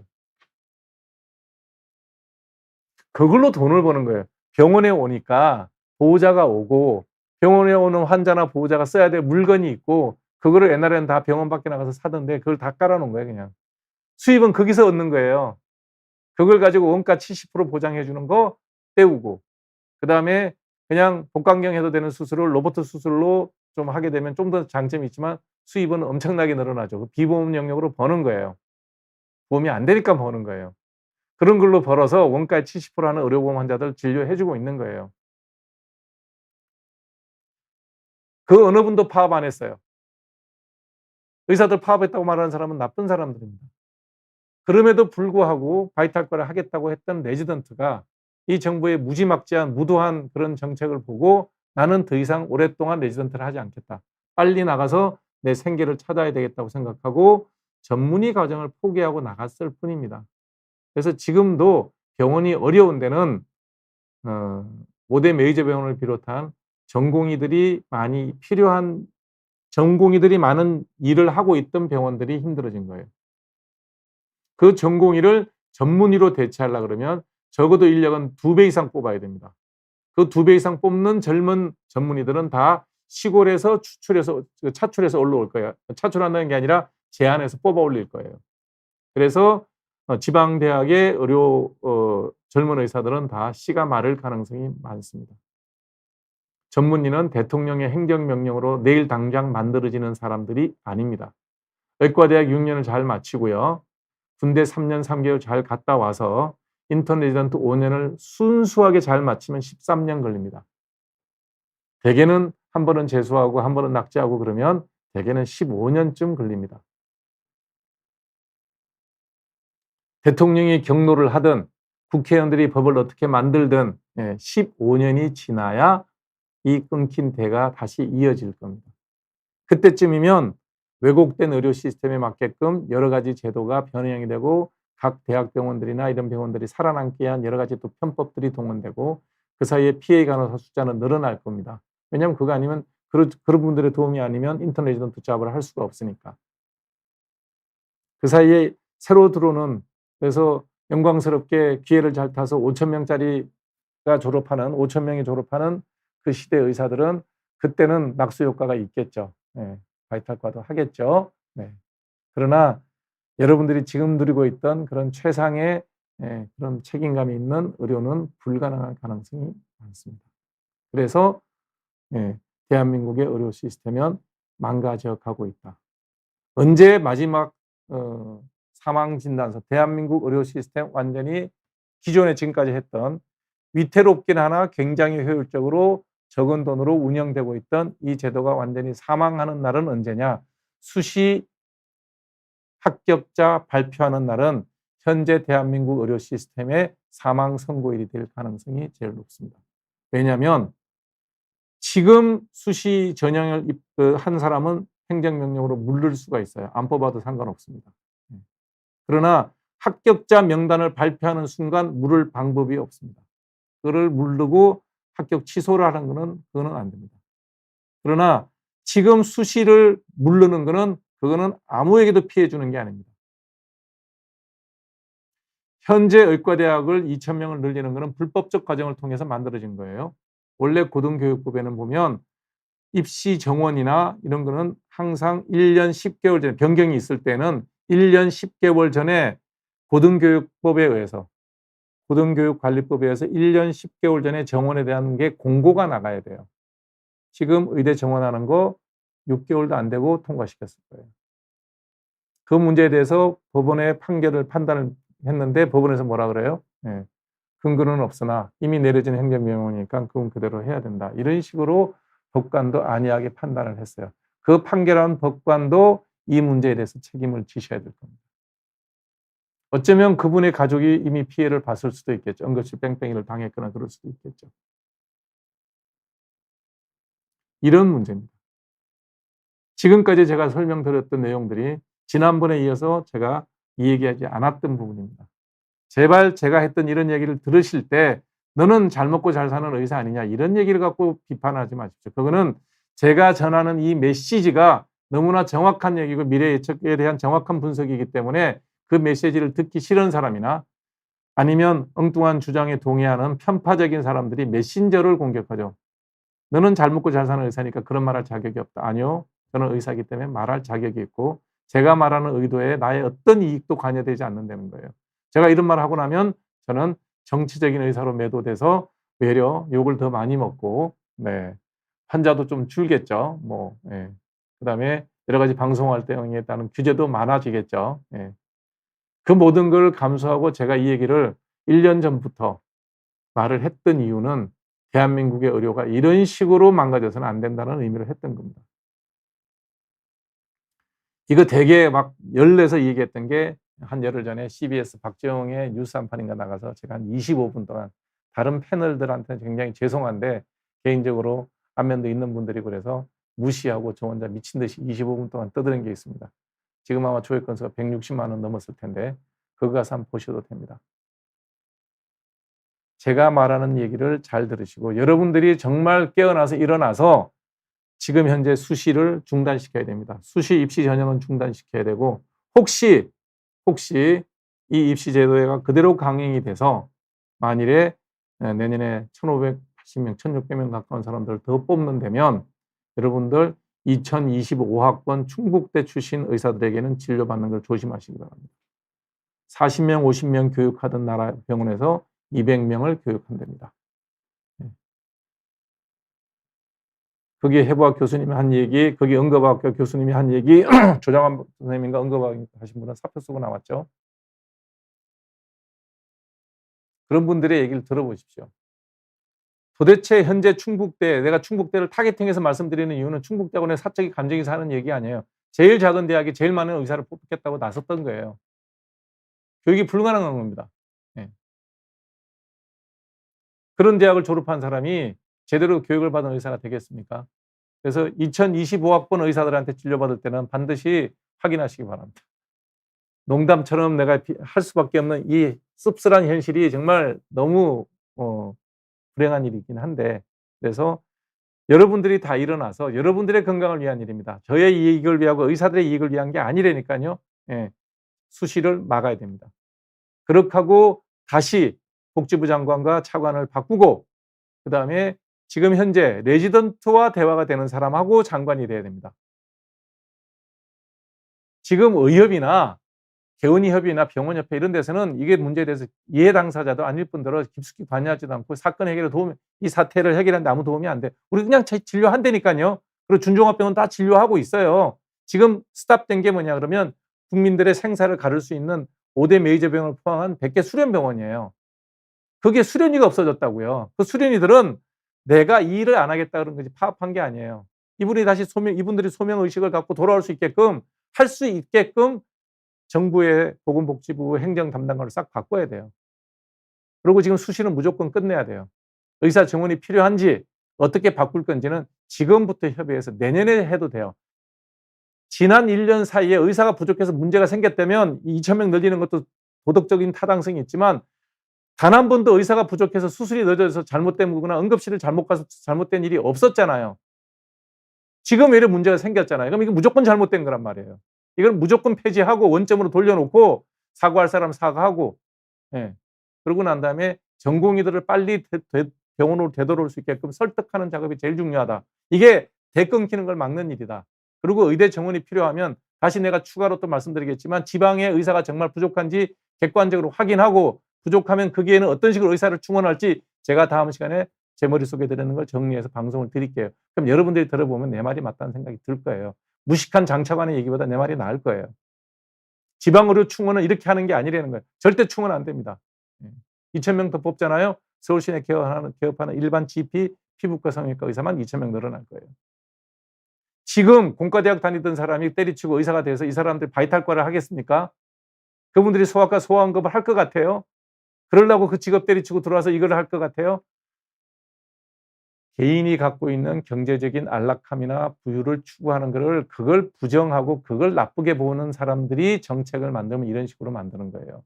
누구나 사람은 다 개인의 이익을 위해서 일합니다. 그 개인을 이익을 위해서 일을 하다 보니 환자가 낫는 거예요. 직업이 그런 겁니다. 가수가 노래를 열심히 부르는 거는 내가 유명해서 돈 잘 벌고 유명해지길 원해서 여러분을 기쁘기 위해서 노래한다. 그렇게 말은 하죠. 말은 그렇게 하죠. 그래야 사람들이 좋아하니까. 그건 말일 뿐이고요. 유명해져서 내가 돈을 많이 벌어서 좋은 거고 내가 안락한 삶을 살아서 좋은 거예요. 그러려고 노력하는 거예요. 다른 분야의 모든 직업이 다 속성은 그러하다는 거예요. 그거를 입 밖에 내뱉는 걸 갖고 사람들이 비난을 하는데 여러분들 스스로 가슴에 손을 얹고 생각해 보십시오. 여러분도 나나 다 똑같습니다. 네. 오늘은 여기서 마치고요. 다음 주에는 이게 2,000명이 그냥 무산이 되면 지방 의료를 어떻게 확충할 수 있는지 제가 오랜 고민을 했던 한때 대통령을 꿈을 꾼 사람이기 때문에 의료행정이라고 공부 안 했겠습니까? 그래서 좋은 아이디어는 많이 있으니까 그때 또 말씀을 드리겠습니다. 네. 여러 가지 질문이 있는데 강의 오늘 제가 말씀드렸던 내용 들으시고요. 그 다음에 올 연초부터 쭉 제가 한 두세 번 했던 의료 정책에 대한 얘기 한번 다시 보시기 바랍니다. 네. 다음 주에는 필수 의료를 열심히 하고 있는 강섬 이즈메드병원의 김민영 산부인과쌤하고 김우성 체형관리원장님 같이 모시고 산후 관리에 대한 얘기를 좀 한번 나눠보도록 하겠습니다. 네, 이 시간 동안 함께해서 고맙고요. 네, 여러분들이 깨어있지 않으면 정말 대한민국의 이 좋은 의료 시스템이 종지부를 찍는 그런 일이 벌어질 수 있습니다. 네, 꼭 관심 갖고 여러분들이 많이 주변에 알려주시면 고맙겠습니다. 다음 주에 다시 뵙겠습니다.